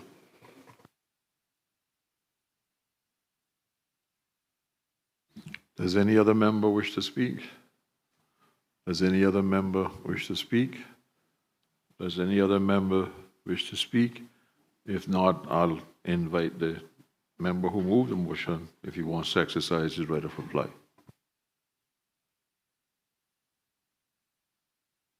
Thank you, Mr. Speaker. And let me first start off by also recognizing one of those major stalwarts who are here in this honorable house today, Ms. Christine Burke, who is a committee member for the Central Scranton Park. I'm happy to say one of my constituents as well, and my leader of us so rightly said that it wasn't always seeing eye to eye, but we always saw face to face on one thing, and that this park had to be done, and it was long overdue. I want to thank the Honourable Premier, the Honourable Minister, and the whole government, and for those who, for their tacit support so far on this. And my Honourable Leader, who supported me in making sure that this motion got to this House, even though it's one of the final steps in conclusion of the vision. I concur with him, and I hope that when we do get to the point of the the ribbon cutting, that the government don't cut me out of the picture.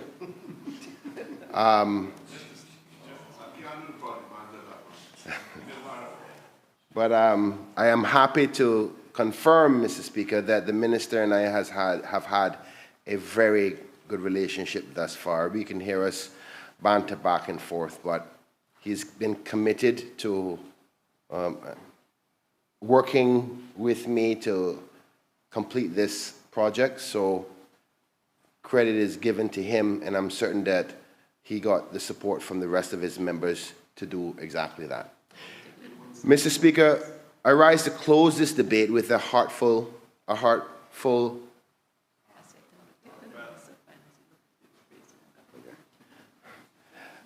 Yes, Mr. Speaker, I arise to close this debate with a heart full of gratitude. By agreeing to this motion, Mr. Speaker, this House has done more than just consolidate land. We have collectively laid the final legal stones in the foundation that will support Georgetown and Georgetown Central and all the Cayman Islands for generations to come. Mr. Speaker, when we first envisioned Central Scranton Park, the dream was more than just a green space. We envisioned a 3-acre sanctuary designed specifically for the uniqueness of the central area, featuring a first-of-its-kind senior center, a youth center, and sports courts for basketball, football, and pickleball. Even the community pond serves as a vital dual purpose, providing a peaceful vista while acting as essential flood relief for the neighborhood, which many know that Central is flood prone. Mr. Speaker, a project of this magnitude is only done by a large contribution of many, many different people. And I want to take this opportunity to thank the Central Scranton Community Committee. Their hard work and their vision and persistence are the reasons why I'm standing here today working with colleagues of this Honourable House. And I want to personally recognize the following members of that committee, because it's their hard work behind the scenes that administration after administration after administration for over 3 decades, that the commitment to one small little area that was borrowed land has now become something that will be protected in perpetuity as a national landmark, and I'm certain of it. Even when the Lord calls me home one day, the Central Scranton Park will come up again in the Hansards as the place that was protected. And for those members, I don't want it to only be the member from Georgetown Central or the other elected members of this administration or the last administration to be remembered. It's the unsung heroes behind the scenes. And those, in my mind, Mr. Speaker, are members such as Dale Ramon, Ms. Jean Ramon, Ms. Lucille Seymour, Ms. Christine Burke Richardson, who is here with us today, Miss Crystal Miles, Miss Cheryl Miles, Donna Ramon, Anthony Ramon, Miss Dorothy Varuna Gall, Emily Ramon, Miss Francilla Miles, Mr. Marcus Seymour, with his heart and soul rest in peace, Miss Georgia Rankin, Miss Loretta Ramon, Miss Pauline Markfield. Forgive me, Mr. Speaker.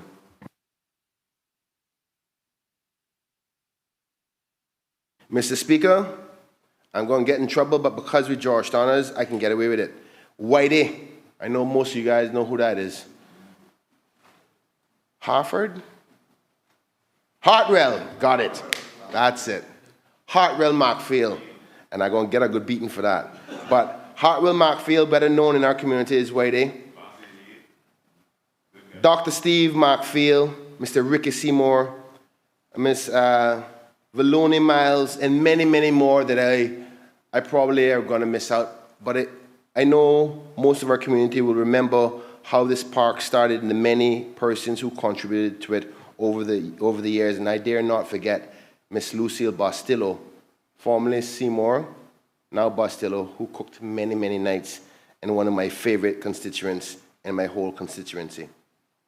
Mr. Speaker, I must recognize many of the former landowners as well. These individuals made a conscious decision to sell their property to the government when I was minister, specifically to facilitate this vision of this park. They chose the community and its future over their own personal interests. And I want to take this opportunity, Mr. Speaker, to honor them. And all members of this House was provided with the relevant parcels. So 14 CJ 19 was the former home to Mr. Benjamin Seymour and Miss Hyacinth Seymour. On behalf of the good people of the Cayman Islands and Georgetown Central, we thank you. 14 CJ 23 was belonging to Miss Faith C. Turner and Mr. Indrid Samuel Ebanks, who unfortunately is no longer with us, and may his heart and soul rest in peace. But to his family members, I thank them for what Mr. Ebanks and Ms. Turner has done to allow this commitment to happen. For 14 CJ 126 parcel, Mr. Clement Ewers and Miss Eunice Seymour. Many of you may know him and his mother at Uncle Clem's. And he's always been, and his mother, been a kind person to the communities, whether it's donating time, food, to special events for the seniors, or any way he can help. So I want to say thank you on behalf of Georgetown Central and the Cayman Islands. 14 CJ 190, which was formerly parcel 21, Louis Kidd and Nellie Sophia Seymour. And parcel 22, Miss Marlene Angela Gregory. We thank you for allowing this property to be bought. And I dare say for the record, Mr. Speaker, those parcels were purchased during the time of the Honorable D. Kirk Tibbetts. Parcel 14 CJ 192, which was formerly a part of 14 CJ 15, was owned by Mr. Rodney Patrick Webb. He allowed us to, because the land was so awkwardly shaped, buy a piece of his parcel, and then even after buying that piece, going back again to get another extended piece because we didn't get it right the first time. So Mr. Rodney Webb and family, thank you for contributing to this vision. Also 14 CJ 200, formerly parcel 25, Mr. Richard L. Markfield, who was represented by Dr. Steve Markfield as the administrator of the estate. Mr. Markfield, one of our own Georgetowners, no longer lives in Cayman, he lives in the States. but he gave his commitment to allowing this park to be the land to be sold to government for this endeavor. And wherever you may be, may your heart continue with love and know that Cayman loves you and misses you very much. And thank you, Dr. Steve Macfield, for facilitating the sale of the property as his administrator. For parcel 123, Ms. Rosalind Scott and Ms. Sherry-Ann Simon Brooks, thank you for allowing that parcel to be sold to government for the vision of this park.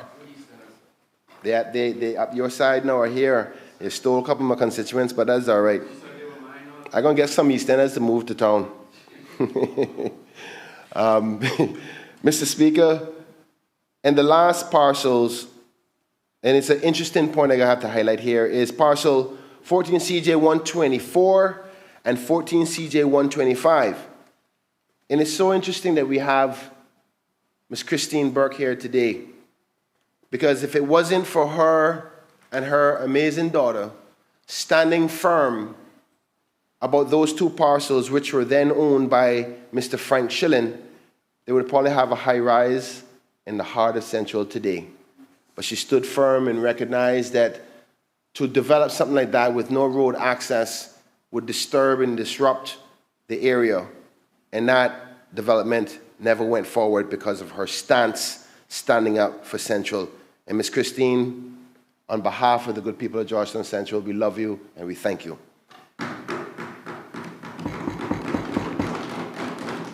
But in that same vein, I also want to thank Mr. Schilling, that even after recognizing his development could not go forward, and when we took the government, he was happy to say, you know, he's happy to sell those two parcels to the government in the efforts to do this positive investment. Mr. Speaker, there was also the parcel swapping of a parcel from the Kindred Investments Limited, better known as the NCB building where One Capital Place is. I have to highlight this one, Mr. Speaker, because let the record be shown. There was a rumor going around, Mr. Speaker, that I bought the land and then I gave it to the NCB developers. And it was going on real hot in the campaign. But you know, in campaign time, they'll do anything and say anything. What they didn't recognize is that we were doing a land swap to better straighten out the parcel, because the parcel was such an awkward shape. Square foot, inch by inch, seam exact swap at no cost to government, at no cost to the landowners. And they did that, and they didn't have to do that, Mr. Speaker, to facilitate us to be able to use the property and the square footage we had in a better way to facilitate the multipurpose court, along with the other buildings and green space. So I want to thank, I don't know who the directors are, but I want to thank the directors of Kindred Investment Limited, and I appreciate you doing this for the good people of the Cayman Islands. It was the staff in my ministry at that time was doing the negotiations for it. Mr. Speaker, to the current neighbors in the surrounding area of the park, I said this at the groundbreaking, and I think it's worth repeating because some people have suggested in the campaign gentrification. And for those of you who may not be familiar with the word, it's trying to push people out of the neighborhood for other developments. And that's the farthest thing from the truth, Mr. Speaker. You see, it's problematic when you're trying to think about the future inevitability of things and trying to plan for it, and at the same time not be accused of gentrification. And I want the record to show today, Mr. Speaker, I specifically made sure that I did not try to acquire any property with any Caymanian that was living in those properties. All of them were just rental locations owned by Caymanians. And I asked them to forego their investments of a rental property in the interest of this. Obviously, they were paid at market price, which was quite handsomely in this area and probably one of the most expensive parts of this park, because any land in Georgetown is expensive. But in order for us to protect this, we had to pay the necessary price. But, Mr. Speaker, I highlight gentrification because I want to ask my people in that area, if you have to sell, I don't want you to leave, because if you leave, then you're not going to bother vote for me. So they must know that that rumor is a bunch of nonsense, because I don't want to lose my voters. But we know, Mr. Speaker, that sometimes people move on. And if they decide to say, God forbid, a senior loved one passed on, and they were the main person who was living there, kids have moved on to different parts of the islands, they have their own home, and the land is there, they say, you know what, we decided to move on from the area. But they are also conscious of protecting that vision, that area that they grew up in. And that's what this park vision is about, is protecting and allowing a place that can always be remembered as the heart and soul of the district. So with that in mind, if you want to continue that vision for the central part of your capital, and you are interested in, you know, I want to move on, I want to use that property for, you know, I can get some value out of it in an investment, start a business, and my family can have access to funds or what have you. But if you have to sell, come to the Cayman Islands government first. Because what we will do with it will preserve it and turn it into something that you can always go back to. And if I'm hoping that I'm certain that I can get a commitment from the Honorable Premier and the Honorable Minister for Lands, because he's going to be bringing some more changes soon to the land law, that you will be getting the market price. So anything anybody else can charge that will want to buy it from you at, the government will match that price in the interest of long-term commitment and protection of the capital, particularly in the immediate area. I'm going to get to him. Don't worry about that. You think I can forget Katie? Come on now. Mr. Speaker, let me move on now to the pioneers of the vision. I would like to also remember those who walked this road before. I want to highlight the former members who assisted in getting us to this point and who have always been champions of the development of the community of Georgetown, and particularly in this case, Georgetown Central. So please allow me to highlight the Honorable D. Kirk Tibbetts, one of the first persons to assist the committee in developing this park. Also, Mr. Sir Alden McLaughlin, former Premier of the Cayman Islands. And one of our other former members of Parliament, Miss Lucille Seymour, who happens to still be a member of that committee. Also from the onset, Miss Barbara Connolly, who contributed over the decades to the vision coming to life. And I dare not forget the Honorable Dr. Frank McField. Mr. Speaker, those persons I highlighted, and many others, their contributions to the public service of these islands provided the framework upon which this project was built. The foundation supported by the committee members and the vision. I am only the member who's taking the last baton of a relay race. And I don't mind being the one in the back. I the project manager, you're not holding the relay. Or you want to be on the last leg. I see the Honorable Minister saying that he wants to be the one to take the last baton through. But we can hold it together because we did share the responsibility of making that decision. But I'm happy to see that you're excited to be a part of the journey with us. So, Mr. Speaker, the Honourable Minister should be in the pioneer section, the Honourable J. Ebanks from Northside, for helping to facilitate the final steps of the completion of this park. Mr. Speaker, I also want to thank many of the sponsors from our corporate citizenship who helped to turn this plan into a reality, because until people actually get to go to the park to see what's going on, they'll understand the magnitude of why I have to do this. Mr. Speaker, do you know what a kapok tree is? Let me explain. Mr. Speaker, when I was thinking about developing this park, I always thought about a very large, majestic tree. And the one that sticks out the most in my heart and my mind is that beautiful, big, magnificent tree right in front of the glass house. Everybody remembers that one? Massive, 30 feet out from each side of the trunk. One of Cayman's most natural, indigenous to Cayman, that it has the level of majesticness, if I can dare say, that was needed. And I found one of those trees close to my neighborhood where I live, in the Fairbanks area.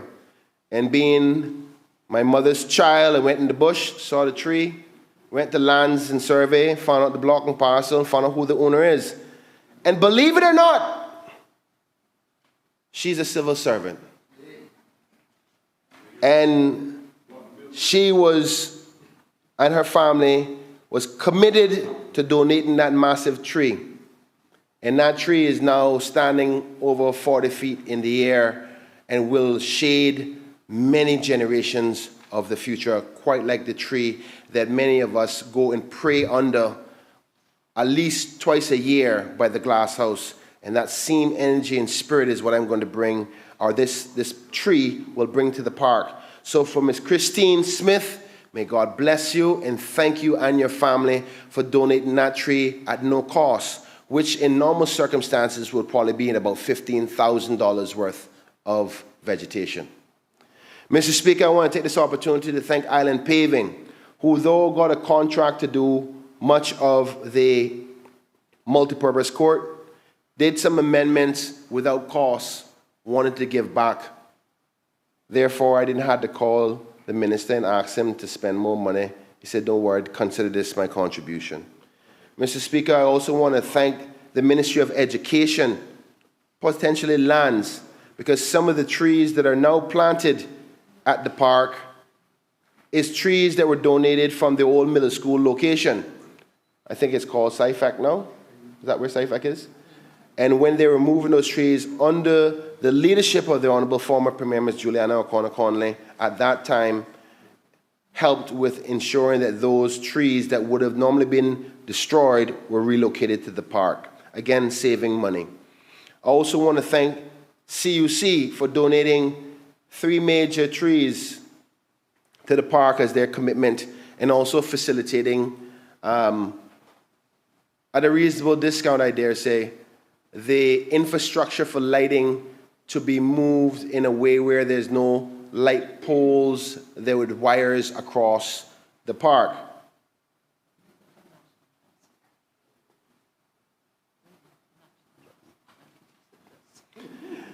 Mr. Speaker, I also want to take this opportunity to thank one of the last persons that I can think of that donated to this park is the Flowers Group. They have been a major partner to the Central Scranton community, beautifying it naturally, buying land and focusing on their own investment, but they have been giving back to the community.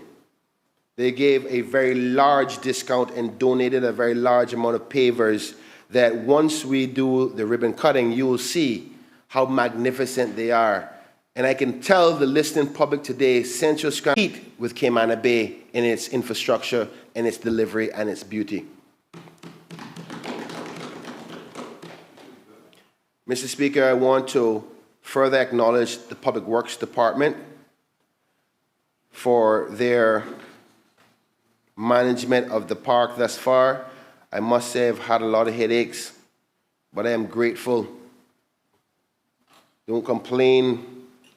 Be happy that it's been done. And I will promise to one day reward all of those involved with the park for the headaches I've given them, but I'm a very passionate person when it comes to my people. Mr. Speaker, they help manage the development and planning for the park. I also want to highlight the architects, Chambler Gibbs, who is an architect firm, for translating and creating the vision that I had in my mind for the location. Trust me, I've put a lot of hours in the vision for this park, but I had a foundation to work from with a strong committee from the Central Strand community as to what they wanted, being merely focused around our seniors.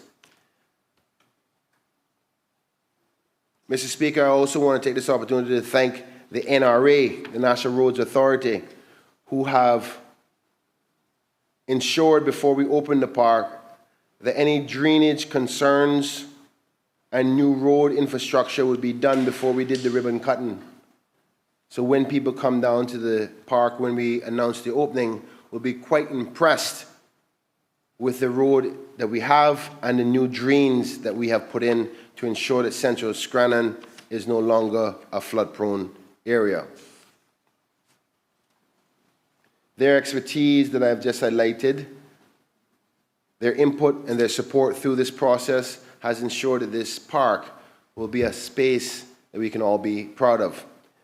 Finally, Mr. Speaker, I would like to thank my former team in the Ministry of Tourism, the amazing civil servants that I had working with, who spent countless of hours with me, conceptualizing, changing, rearranging, me giving them headaches, going back to the specialists, coming back again, about rearranging the aspects of this park.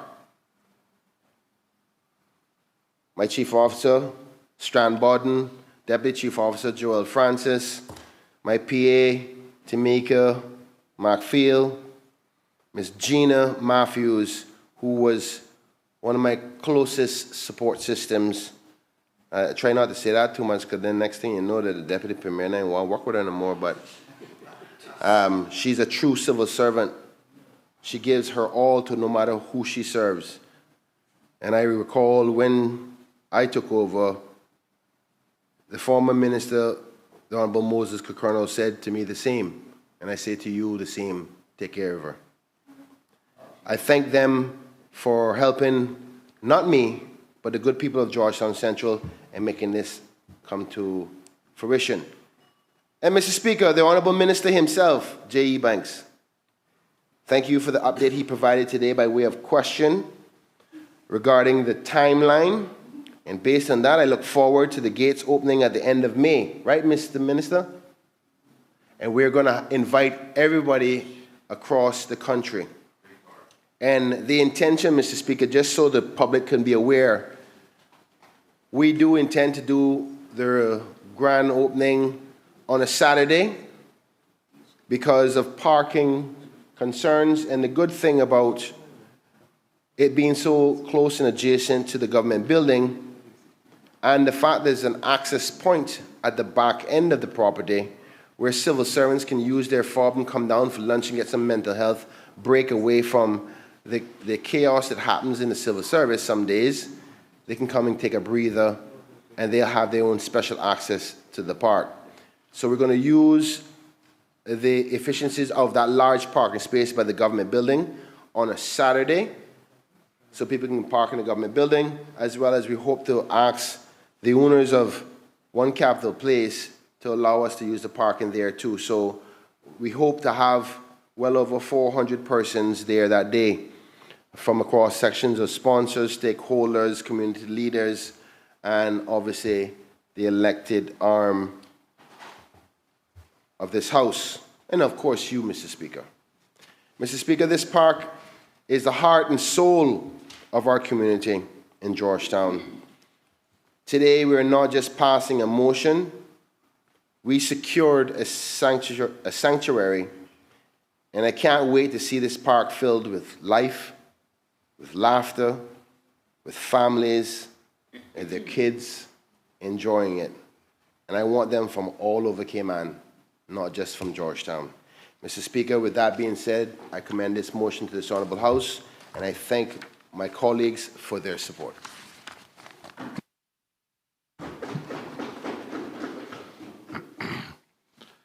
The question is, be it therefore resolved that the government considers the immediate excision of the northern portion of blocks 14CJ parcel 182 as identified by the park's development boundaries. And be it further resolved that the government considers the consolidation of this excised portion with the other 8 identified parcels into a single land title. And be it further resolved that the government considers classifying the resulting consolidated land as a park and community resource for public purposes, ensuring its preservation in perpetuity for the purpose of senior care, youth development, and environmental conservation.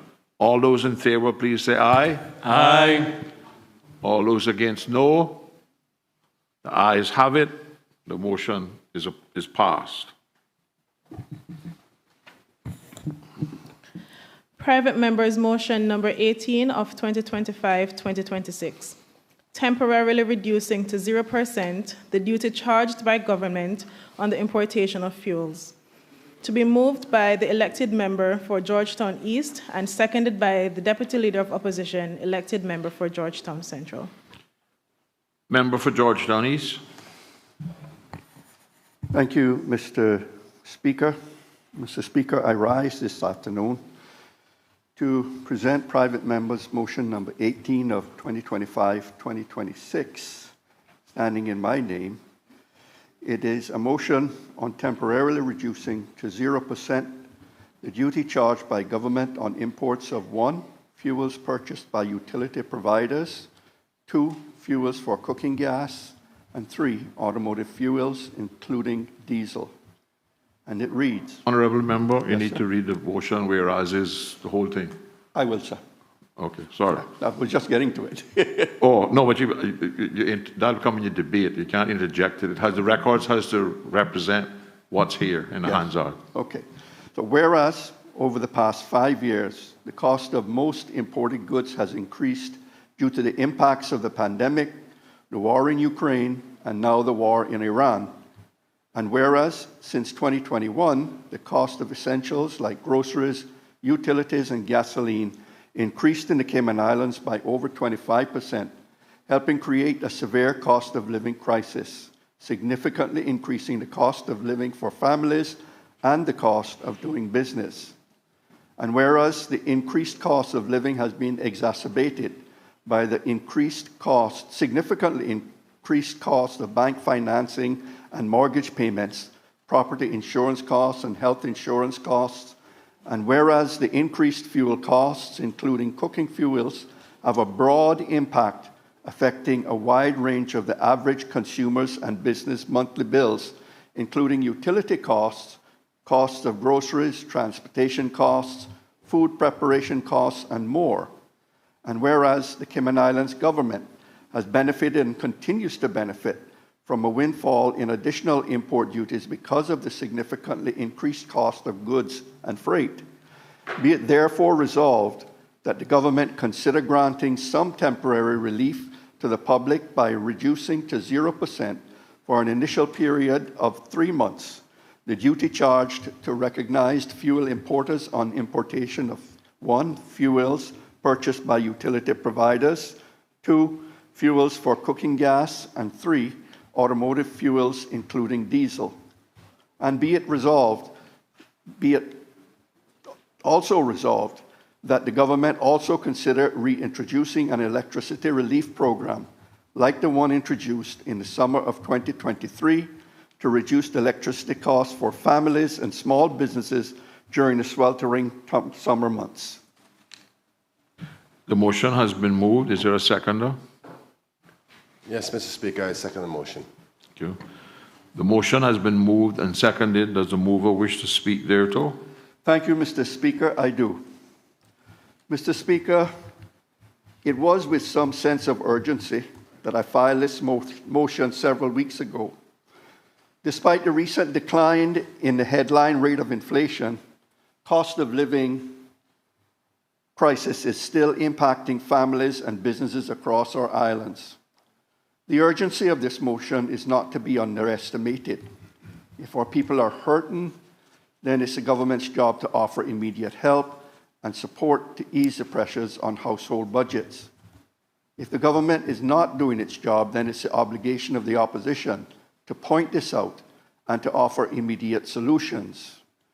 This is what we did, and the government response was a result of the pressures from this motion.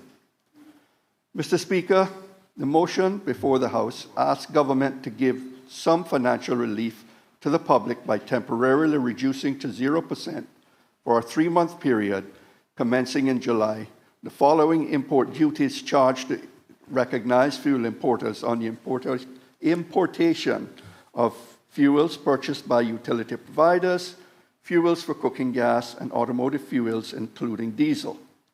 This motion also seeks for the government to obtain a commitment from the fuel importers to pass the savings on to their customers. Lastly, given the expected very high temperatures over the summer, the motion asks the government to consider reintroducing an electricity relief program, as was done in the summer of 2022, to further reduce electricity costs for families during the sweltering summer months. I felt certain that earnest conversations between the government and CUC could provide some short-term remedies to help family. And, Mr. Speaker, I will note that the motion as presented stated that the electricity relief program was done in 2023, but as I have just indicated, it was actually 2022, so there was a small error there in the motion. Mr. Speaker, we have regularly advocated for the government to do more to ease the pressures on households for the last 5 years, since inflation began to spiral out of control in 2021 following the COVID crisis. The annual inflation rate has come down from the peak of 12.1% in mid-2022. And indeed, Mr. Speaker, the ESO's latest report tells us that the inflation rate for all of 2025 was 1.3%.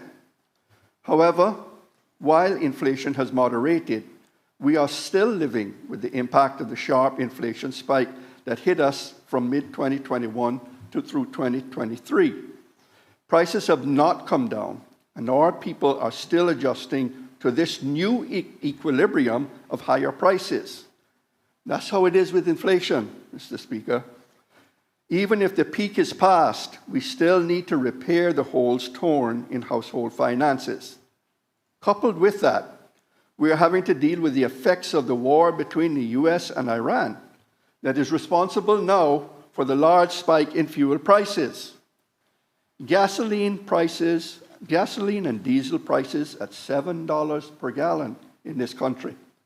I saw $7.09 for diesel this morning at Esso station. And I recently paid $6.94 per gallon to fill up my car earlier this week. Mr. Speaker, the service station owners tell us there are more increases to come the longer the war continues. And, Mr. Speaker, once the war ends, gas shortages and high prices will continue for a long time thereafter.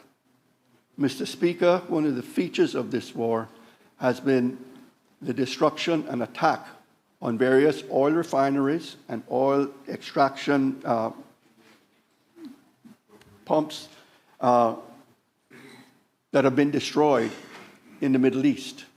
And Mr. Speaker, all this infrastructure is going to need to be repaired or rebuilt before you can get back to the production levels that we once had to satisfy the demand that will exist. And so there is unlikely to be any real stabilization of oil and gasoline prices for some time. Let's make no mistake, Mr. Speaker, many thousands of our people continue to struggle. And I have to say, Mr. Speaker, last week I had the first case of somebody just walking into my office asked me if I could give them a $50 bill to buy gas for their car. I'd never experienced it before.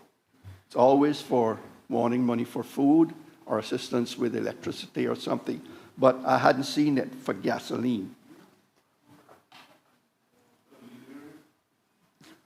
Crucially, we know that as prices have increased, wages have failed to keep pace, and the purchasing power of Caymanians' take-home pay has been severely eroded, and it continues to be.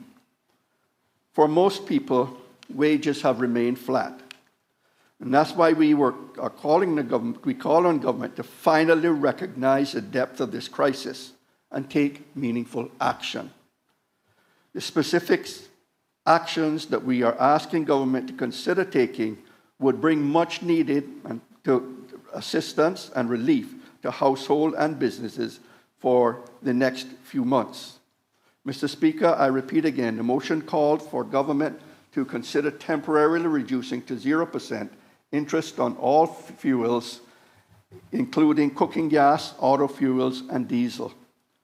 Mr. Speaker, in our view, this is the best mechanism available to the government to give general relief. Based on the government's statement yesterday, it is clear to me that the government agrees. It is also the mechanism where the government can best be assured that the relief offered will find its way through to customers. The fuel duty surcharge reduction would be seen on the face of our monthly CUC statements. That is simply a flow-through. The reduction in prices at the pumps would be monitored by OFREG as part of their efforts to ensure the competitiveness of the sector. And the same, too, Mr. Speaker, would apply to cooking fuels.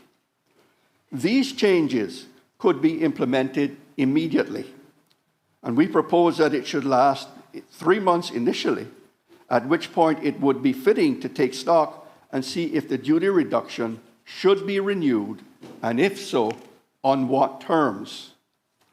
Mr. Speaker, I think I have demonstrated in these remarks that the proposed fuel duty reduction is necessary if we are to do something to support the thousands of families and businesses still struggling to come to terms with the cost of living crisis.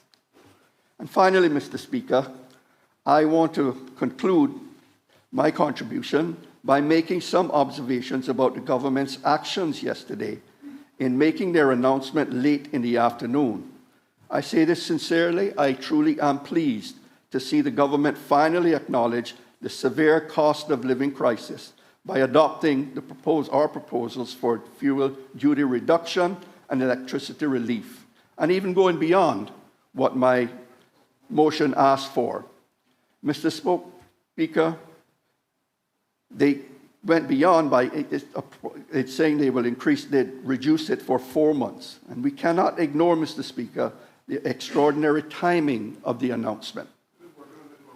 Mr. Premier said it best when he said we had to go first in a video that he was released yesterday along with their statement. So what does that statement tell me, Mr. Speaker? It's politics as usual, right? Mr. Speaker, it is good political posturing, no question. It is telling that after months of inaction, while families struggled with a 25% increase in essentials, the government suddenly found a political will to act the day before my private member's motion was set for debate in Parliament. Mr. Speaker, for over a year, the opposition has highlighted the need for relief as global conflicts and inflation drove up the cost of groceries, utilities, and gasoline. Government's last-minute pivot suggests this is a political maneuver to avoid the public. Debate. In my view, by making this announcement outside of the chambers just before a scheduled debate, the government attempted to bypass the transparency of a formal debate and claim credit for it. The move proves that the opposition's role in providing attention and pressure is working. Mr. Speaker, I truly believe that without our motions, it is highly unlikely that the public would be seeing this relief today.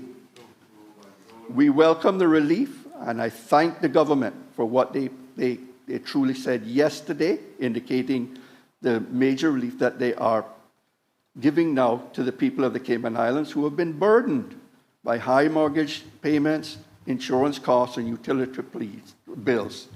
But, Mr. Speaker, we remain vigilant. We will continue to advocate for longer-term solutions rather than just these temporary initial fixes that were announced yesterday. And so, Mr. Speaker, that concludes my contribution to the debate. I feel that I know quite confidently that the government have adopted and accepted what I had proposed. But I'm interested in also hearing from other members of Parliament as well with regard to this issue. Thank you, Mr. Speaker. Does any other member wish to speak? Honorable Premier.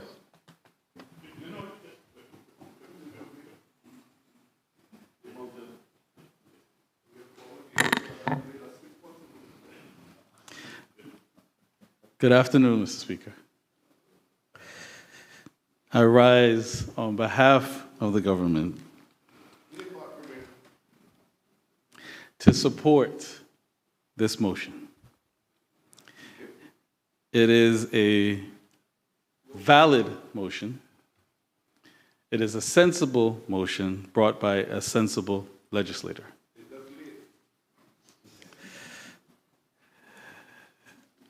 The mover is correct that in our service-based economy, consumption-based tax system, and heavy importation, there are very few levers to directly affect the cost of living. And it is also correct to say that the mechanisms in the motion is one of the best tools the government has. So that we don't have any quarrel with any of that. But the issue is not new and has been worked on by the government for quite some time. What we were grappling with was, even if we do this, and given what's happening globally, how do we know we're not right back here again in 6 months and at the same time have to juggle responsibly the country's budget, but at the same time assist?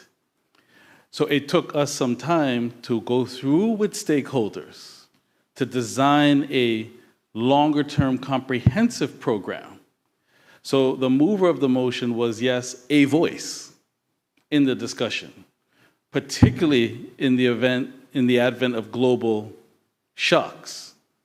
But there were many voices. There were many voices within the caucus. If I was trying to get ahead of anybody, it was the deputy premier who brought it to caucus almost every week, months ago. But we still had to be thoughtful in how we were going to do it. So to reiterate for anybody who hasn't seen the press release, yes, we accept the motion, 2 resolves, forego the duty. But that's only part of phase 1 of the plan. The next line on your CUC bill is the actual fuel cost.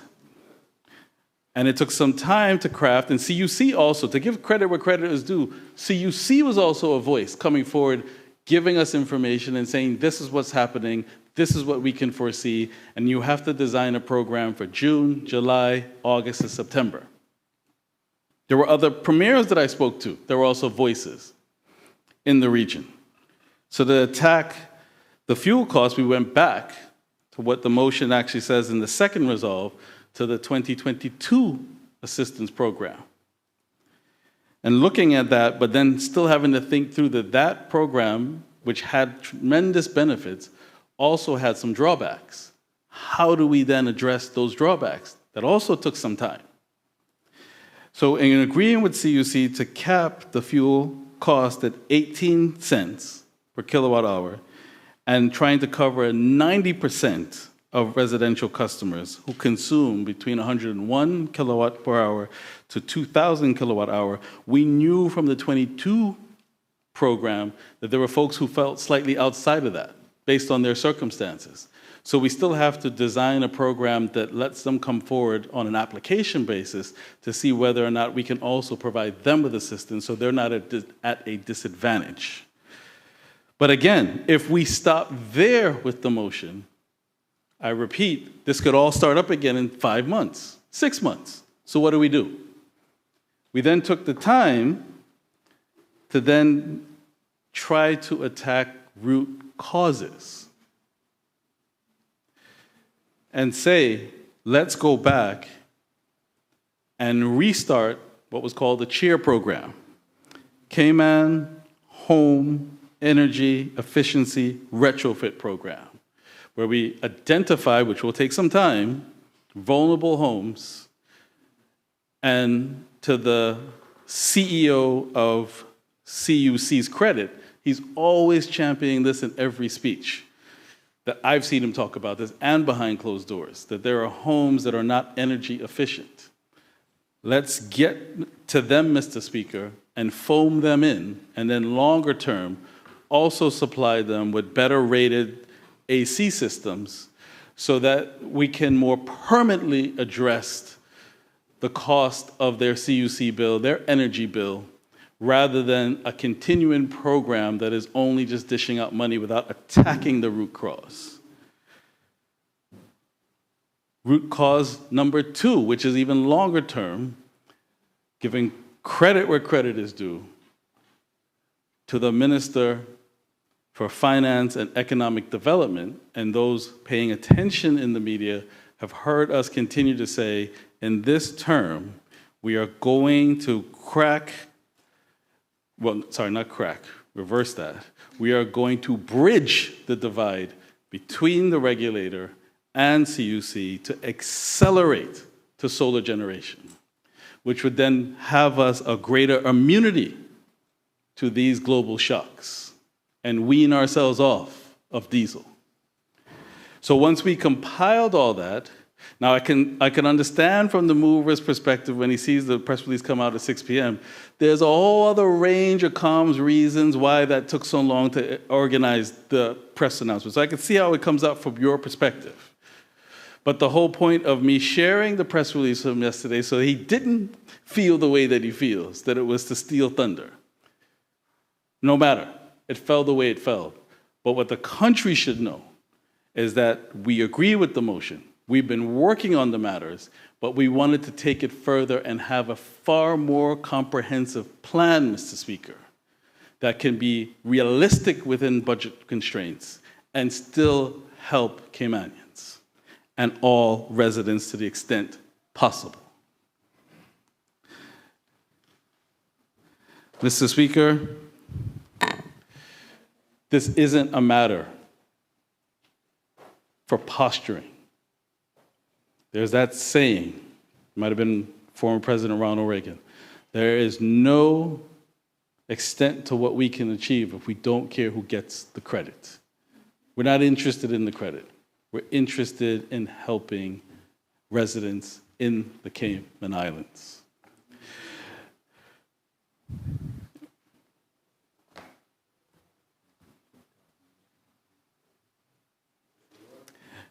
Also, Mr. Speaker, the work isn't done here today. Although we had consultation, although we've designed a plan, in addition to that, there's still steps to continue to work out. And we are hopeful, if the mover is so inclined, to include him.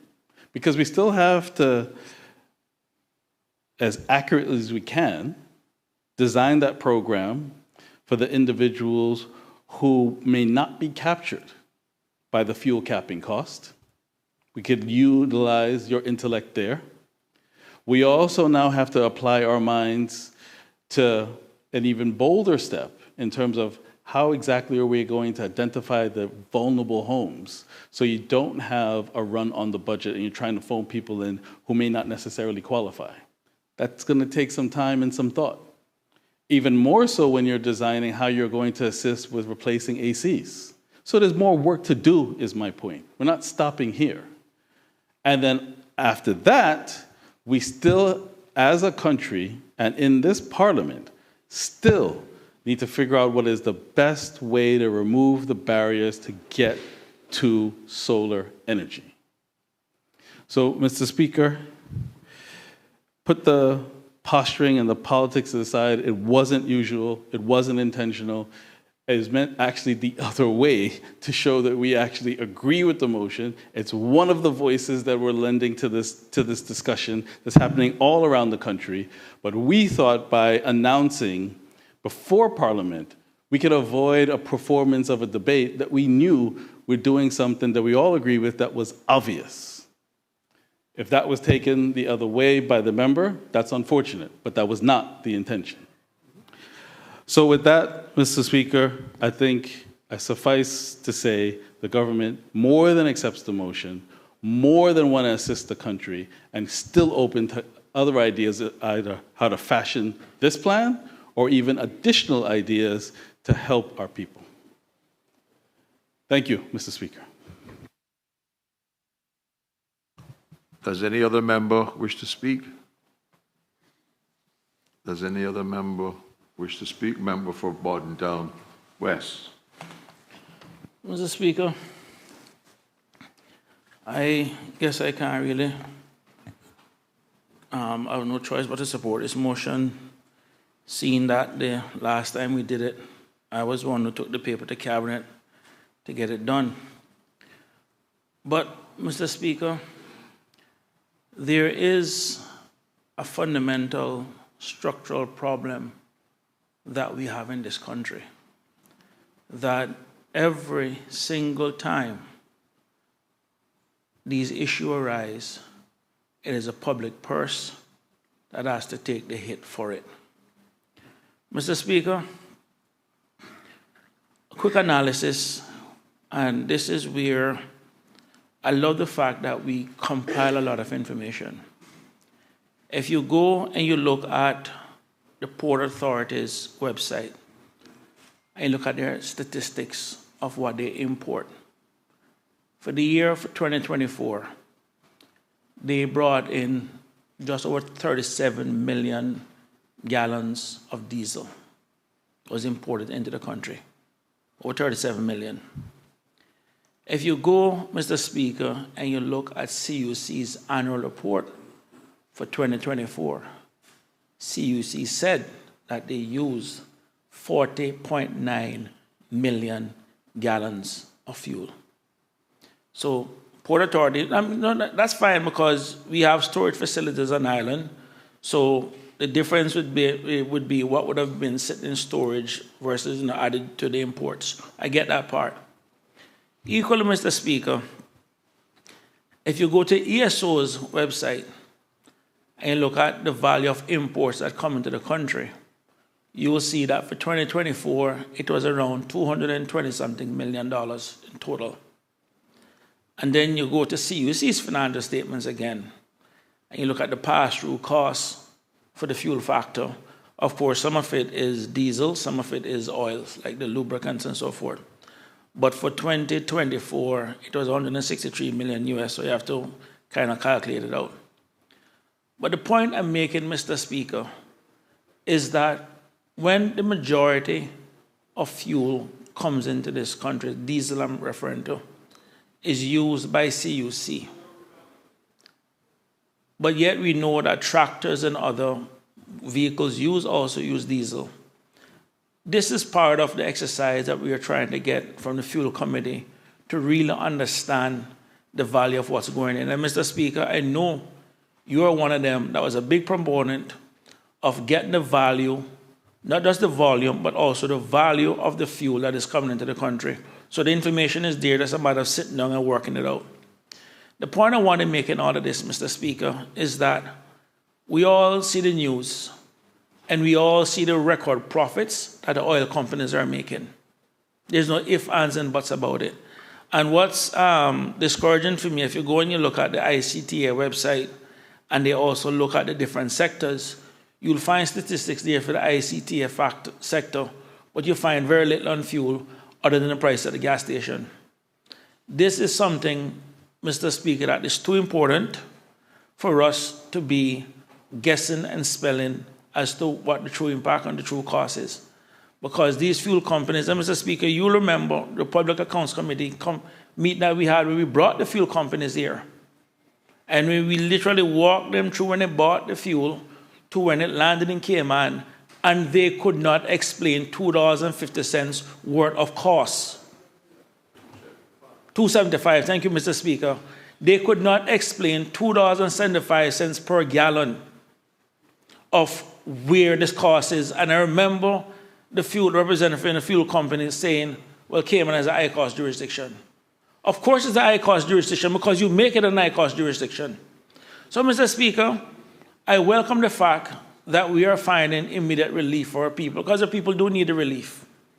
But at the end of the day, Mr. Speaker, we cannot, as the Premier rightfully said, continue in a vein where every single time these things come up, it is the Caymanian people's tax-paying money that's taking the hit, and these private companies continue to rake in millions upon millions upon millions of dollars. We see the record profit oil companies are making. We see it. It's reported. You know, and I'm one of them that I go on their website at their parent company, I look at their financial statements, and I try to pull out the regions, then I try to get down, but it's very difficult to see it. But at the end of the day, these are the kind of things we need to start looking at. But it can't be a situation where we're going to sit down here and every single time give up millions of dollars that can be used for scholarship, can be used for health care, can be used to take care of our people, simply and allow these fuel companies to continue making the money that they're making. So I am happy to see that the government is looking at the utility scale solar. I think that is something that needs to be done. And quite frankly, Mr. Speaker, and I've said it to the minister before from planning, this is something that we need to do a joint venture with CUC in terms of moving to utility scale solar. But we just can't continue, as the Premier rightly said, what happens if this pops up again in the next several months? You know, so it's always a case where the people have to give up something, but these rich oil companies, they ain't giving up nothing. And frankly, Mr. Speaker, that needs to stop. So I support the motion. I'm glad that the government is doing this initiative to help our people, to offer short-term relief, but at the end of the day, we need to find a long-term solution to this problem, because it can't be every single time where we're just giving up something and these guys are laughing all the way to the bank. Thank you, Mr. Speaker. Does any other member wish to speak? Honourable Minister of Finance. Thank you, Mr. Speaker. Mr. Speaker, I rise to support the private member's motion. I had to go get some extra copies of a document, so that's why I had to rush out of the chamber. So I think I caught when the Premier made mention of some of the items that I implored colleagues had to form part of any relief that we gave. And that is to make this about identifying and solving the root causes of why we have Caymanians suffering from purchasing power deficits. Cost of living is a factor of how much you make versus what the cost of commodities are. Mr. Speaker, I am not one who likes to run out and make bombastic announcements and ill-thought-out, half-baked claims and plans. And so, yeah, I lived through that. And so, to ensure that I satisfy one of my three fellow auditors in the professional auditors in the Parliament, I want to ensure I provide him documentary evidence of where the government was in this regard, because I can see where he would feel like this was the government simply jumping out to get ahead of a motion.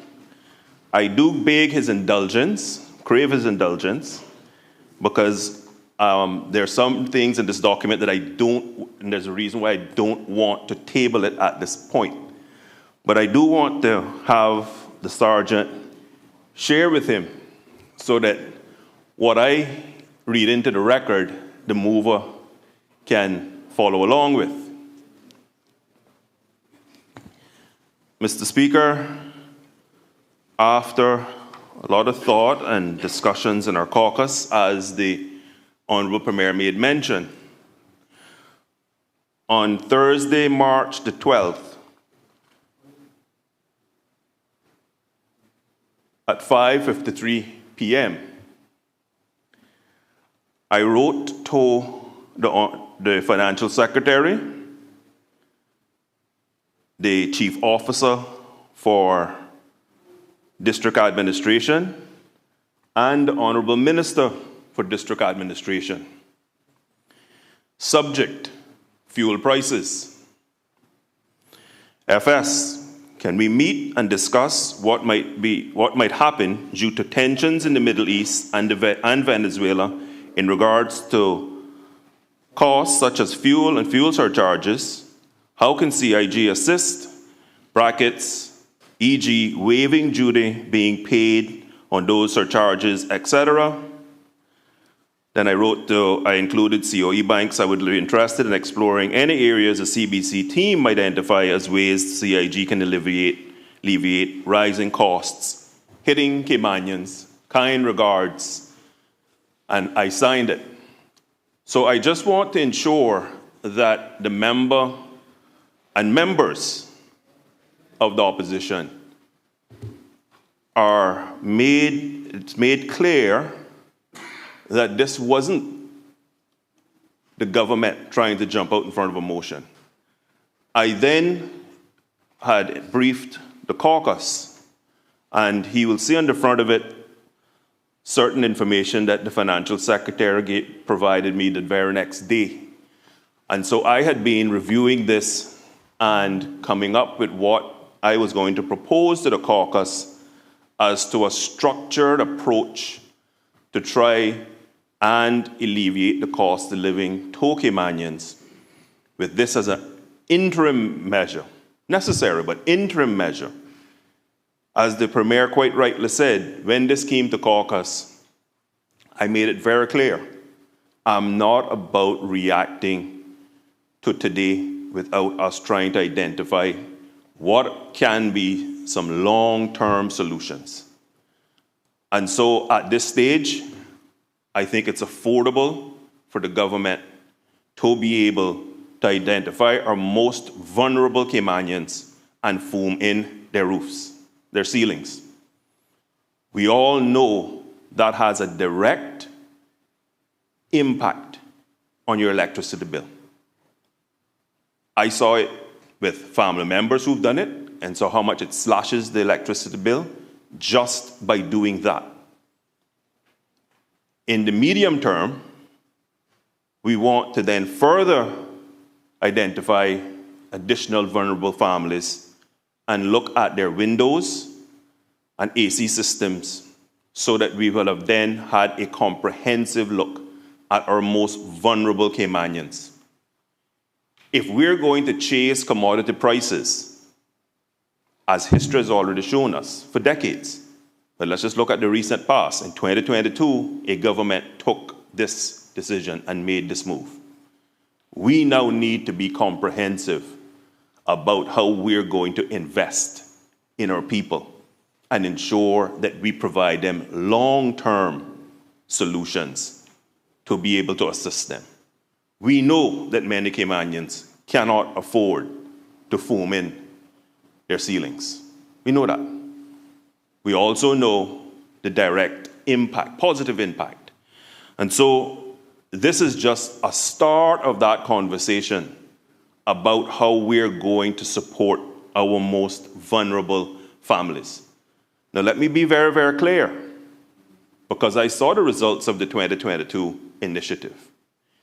When you go up to 2,000 kilowatt hours, you do capture a decent amount of persons who are high earners, high income earners, for two reasons. One, up to 2,000 kilowatt hours captures a significant portion of the CUC portfolio. Therefore, by nature, you're going to include and capture such persons. But also, a fair number of persons in that category already have their roofs, their ceilings foamed in. They already have high SEER AC systems. They already have ensured that their windows aren't leaking, etc. And a good number of them potentially even have other cost savings initiatives in their homes, such as LPG washers, dryers, LPG water heaters, etc. So whilst that's the case, I think the broad brush approach is what we have to take at this point. But I do believe we need to also work with CUC so that we start really targeting our most vulnerable and simply not putting them on a list for CUC bills to be paid. And Island Energy bills to be paid. Beg your pardon. Big pardon. But I know the lady member from Cayman back East will forgive me. It's about how we are going to support our most vulnerable families. We got to stop this piecemeal approach where we're simply sending them down to DFA, not fixing the root causes, and then doling out millions of dollars. And if you look at a decade, let's think about this clearly, colleagues. If we look at the last decade, and if we think about how many people, if we had just done it in a phased manner, if you think about how many Caymanians we could have foamed in roofs and in for the last decade, we would not be having a lot of this issue, or it would be such certainly a lesser magnitude, a huge lesser magnitude. I can remember when my father foamed in his roof, his electricity bill went down immediately, around 30%. Around 30%. That isn't a make-up story. That is absolutely what happened. And that is the type of impact we need to have, because then that truly, truly, truly brings down cost of living to our Caymanians. That is critically important, Mr. Speaker, that it's not lost, that has to be the approach. Now, we have been also working with Ofrig. When we announced that Ofrig would be taking over the fuels licensing regime, one of the pieces of work that they're currently undertaking is to unpick the shell game that the fuel companies have in Cayman. When I saw that up on a screen in our caucus, and I saw the holding company layer, and then across were related companies in it, I think it was somewhere around 16, which to the point made by the member from Borden Down West, it is so easy to price manipulate when you have that amount of related party companies, each of whom can on-sell a product to the other. The other thing that we are going to be ensuring that we are upping our game at Ofrig and ensuring we have the requisite tools and skills and resources to truly protect the consumer is to ensure that the simple things like price arbitrage isn't taking place. How many of us truly believe that the price increase recently had anything materially to do with the war in Iran? Do any of us truly believe that the stock of gasoline in the Gulf states was still in Iran? That stock was already in the Gulf states. Yet, as soon as the price went up, they looked at an index. OFREG then ticked the box and said, yep, the index said it's gone up. But we all know that the price went up. But what was the actual cost of the fuel that was on hand in the Gulf states at that time? And what should we have been paying in Cayman? Hence the reason why a Caymanian fly up to Florida and see the price, because they have the true regulatory regime to ensure consumers are protected from that sort of price arbitrage. We can't allow companies to continue to raise prices based on the market versus what their true purchase cost was. We cannot continue to have this happen in the country. And so I can say to the fuel suppliers, it's a new sheriff in town. Price arbitrage is going to be deemed illegal. We are going to put heavy fines in place, potentially even imprisonment, if I had my way, for that sort of behavior. We sat back and we allowed them to vertically integrate. So now they also own fuel stations. In the United States of America, when the Congress acted around the banking industry, what did it do? It told the banks, you have to decouple your enterprise and you cannot be national any longer, when I think it was the Glass-Steagall Act was enacted. Now, I was just going to get to that. Now, from other market conditions, the United States pivoted on that policy. The point I'm making is we have to structurally protect our future generations in this country. If this Parliament is not going to be brave enough, because the work of having antitrust legislation is going to become a reality during this term, God willing. And we've been debating that for decades. The member from Bordentown East is quite right. Even before that member, even before that. So I'm not gonna make anyone claim monopoly. There's been motions about that in this House for decades. We've kicked the can down the road to the point where fuel providers can first of all have a holding company that is an absolute shell game.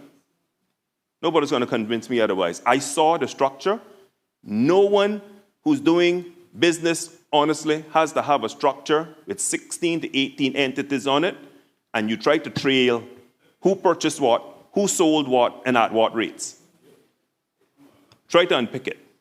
Then we sit down and allow them to not only be the wholesaler, but then we also allow them to be the retailer.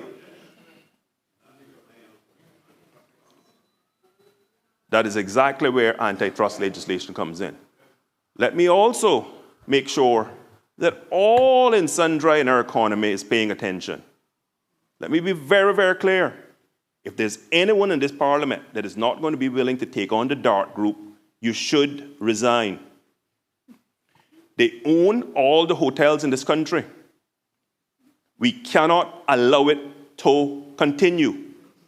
No one company or group should be able to own an entire industry. We have to be real in this country and stop behaving and acting as though we're this small little Parliament. We have all the tools and evidence to behave responsibly and legislate for the future. I refuse to live in a world where I am going to, God's will, and pass on to my children and future grandchildren a country in which our economy is not structured to be truly competitive. When you have single entities being either able to own an industry from cradle to grave, or be so dominant that you effectively have a monopoly, you have left an economy that is not worth the paper that we produce reports about. We have to make those changes now. Why would I have gone and gotten myself trained and educated and learn how economies are supposed to be structured to then get elected and just then have a small little voice and quiver like a little church mouse?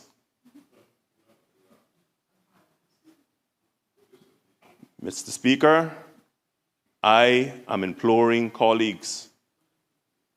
This is a term that we are going to ensure that we structurally correct the inefficiencies and dangers in our economy.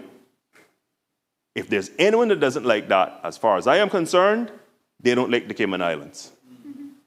Let me repeat. If there's anyone or any entity that doesn't like that, then they don't like the Cayman Islands. Mr. Speaker, we must do what we know is right. And so I hope by providing the member from Georgetown East the email trail that he will see that the work was well underway. We had already had a proposal. We were adding to it. What I had said to the caucus and to the financial secretary, I wanted to get through Q1, so through March 31st, set what the final, because by then we would have really seen the impact of the Iranian war, because at March 12th, we weren't seeing the true impacts yet of Iran. We were seeing the impacts of Venezuela, but not Iran yet.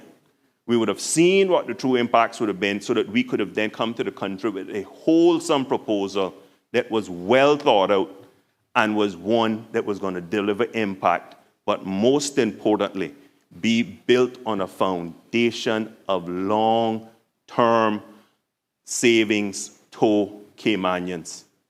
And here's the double benefit of the first phase that we're recommending and going to implement of dealing with foaming in people's ceilings. It makes your roof stronger. So not only are you going to bring down cost, you structurally make Caymanians' homes, the most vulnerable Caymanians' homes, stronger in the event of hurricanes. Because hurricanes isn't an if, it's a when. It is a when we will get hit again by a significant event. Lastly, as made mention in the release, I am going to be working closely with OFRAG because there's a certificate of need out right now for 94 megawatts. We need to stress test CUC's proposed integration of green power into their fuel mix for two reasons, Mr. Speaker. We need to ensure that we shift and make the conversation around solar laser-focused. Whilst the sunlight is free, harnessing power from the sun is not free. Because harnessing power from the sun requires a large capital investment. Let me also say publicly that I do not support the cross-subsidization of single rooftop systems to poor consumers.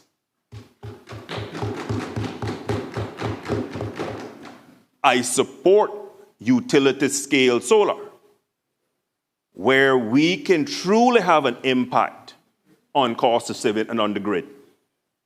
Because at that point, we have the capacity to be able to truly now have a third layer to this attacking cost of living, because at that point, if we can have a grid that is stable, and let's be clear and focused, colleagues, this grid stability is critically important on Cayman Brac and Little Cayman and on Grand Cayman. If the economic model holds up that both utilities can make that investment and you don't negatively impact consumers materially, then in my mind, we've ticked the boxes to authorize and allow us to move forward. We also, though, need to ensure that we study carefully placement of solar panels and the security of solar panels during a hurricane event. We also need to think very carefully and make sure that we have in place the type of contingencies should we get a decent amount of damage. But from everything I've certainly have heard thus far from CUC, it would seem to me like their proposed way forward takes all this into account. We just now need to ensure that the regulator can have the space to independently review these matters and ensure that they do their work and then are able to be just that, a regulator. We've seen what's happened in other jurisdictions when ministers have illegally interjected into the work of regulators and given them and made certain utterances public that caused there to be a clash. I don't think we need to have that in Cayman. We need to just ensure that we do the work so that the 22 megawatt bid that's out now as an RFP and the certificate of need around the 94 megawatts is incorporating as much solar as possible, because that then is going to see us be able to truly deliver the type of cost of living relief that our people deserve. And the same thing has to happen with Island Power. My understanding is that they too are interested in investing in the technology, and therefore we need to move forward. So, Mr. Speaker, it was because of the work that had already been done that the government could move so swiftly when the motion came. And so, my good friend and member from Georgetown, put yourself in my shoes. If you had done this amount of work from March, you would have made a statement yesterday too.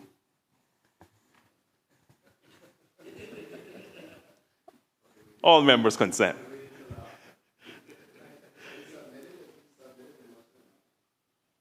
But not March 12th. Okay. So the reality is, my colleagues, I just wanted to ensure that we didn't go down this road of who said who and that we were playing games and political gamesmanship. We were truly doing a lot of work in the background, because I wanted to ensure that in doing this, we were clear and sober-minded about it. Now, let me address one last point, Mr. Speaker. I have heard utterances in the public by members of the opposition. I'm not sure who said it. Let me just say that. I have been told that the opposition have said that government ought to look at the projected surplus this year and look at it and say, well, let's give that up as part of relief efforts to Caymanians and to making sure that people's lives are better. And I have no issue around that. None at all. I will also tell this House, given how the two-year budget inevitably is going to operate with a significant net new revenue measure coming on stream 1st of January 2027, which we announced from the time we delivered the budget. Deficits is something that we seem to not really want to have a frank and mature discussion around, because we say, okay, we have a framework for fiscal responsibility, and here are all of the pillars that it's built on, and one is a budget surplus. Clearly, a budget surplus is always your desired fiscal position. However, if times dictate that you have to run a deficit and have a clear path to know that you're not going to stay in deficit, I personally have no issue with ensuring we do what is right for Caymanians first. How we make Caymanians' lives better and manageable, it has to be our number one priority. Now, let me make sure, because this will get twisted. I am not sitting here saying and advocating running continual deficits, etc. What I am saying is, look at the majority of major powers right now and the budget deficits they are running based on the times in which they live. We're nothing near that. We certainly could be in a position where if we happen to have to do so, to ensure that we can build out systems like this to help our people in the long term, I personally have no issue with that. We just have to ensure that everything we do, we have a clear fiscal trajectory that keeps us in deficit, certainly in the medium to long term. So, Mr. Speaker, I support the motion, and I thank the members for bringing it. What it does show the country, I think the key signal that today has shown the country is that both sides care. Both sides want Caymanians to have relief. And Mr. Member from Georgetown Central, I know you think that I'm cheap, but somebody got to have a firm hand on the till, otherwise it's just going to all evaporate. So whilst I take the responsibility seriously, what I take more seriously is advancing the lives of Caymanians and making Caymanians' lives better. I thank you, Mr. Speaker. The House is suspended until 6 o'clock.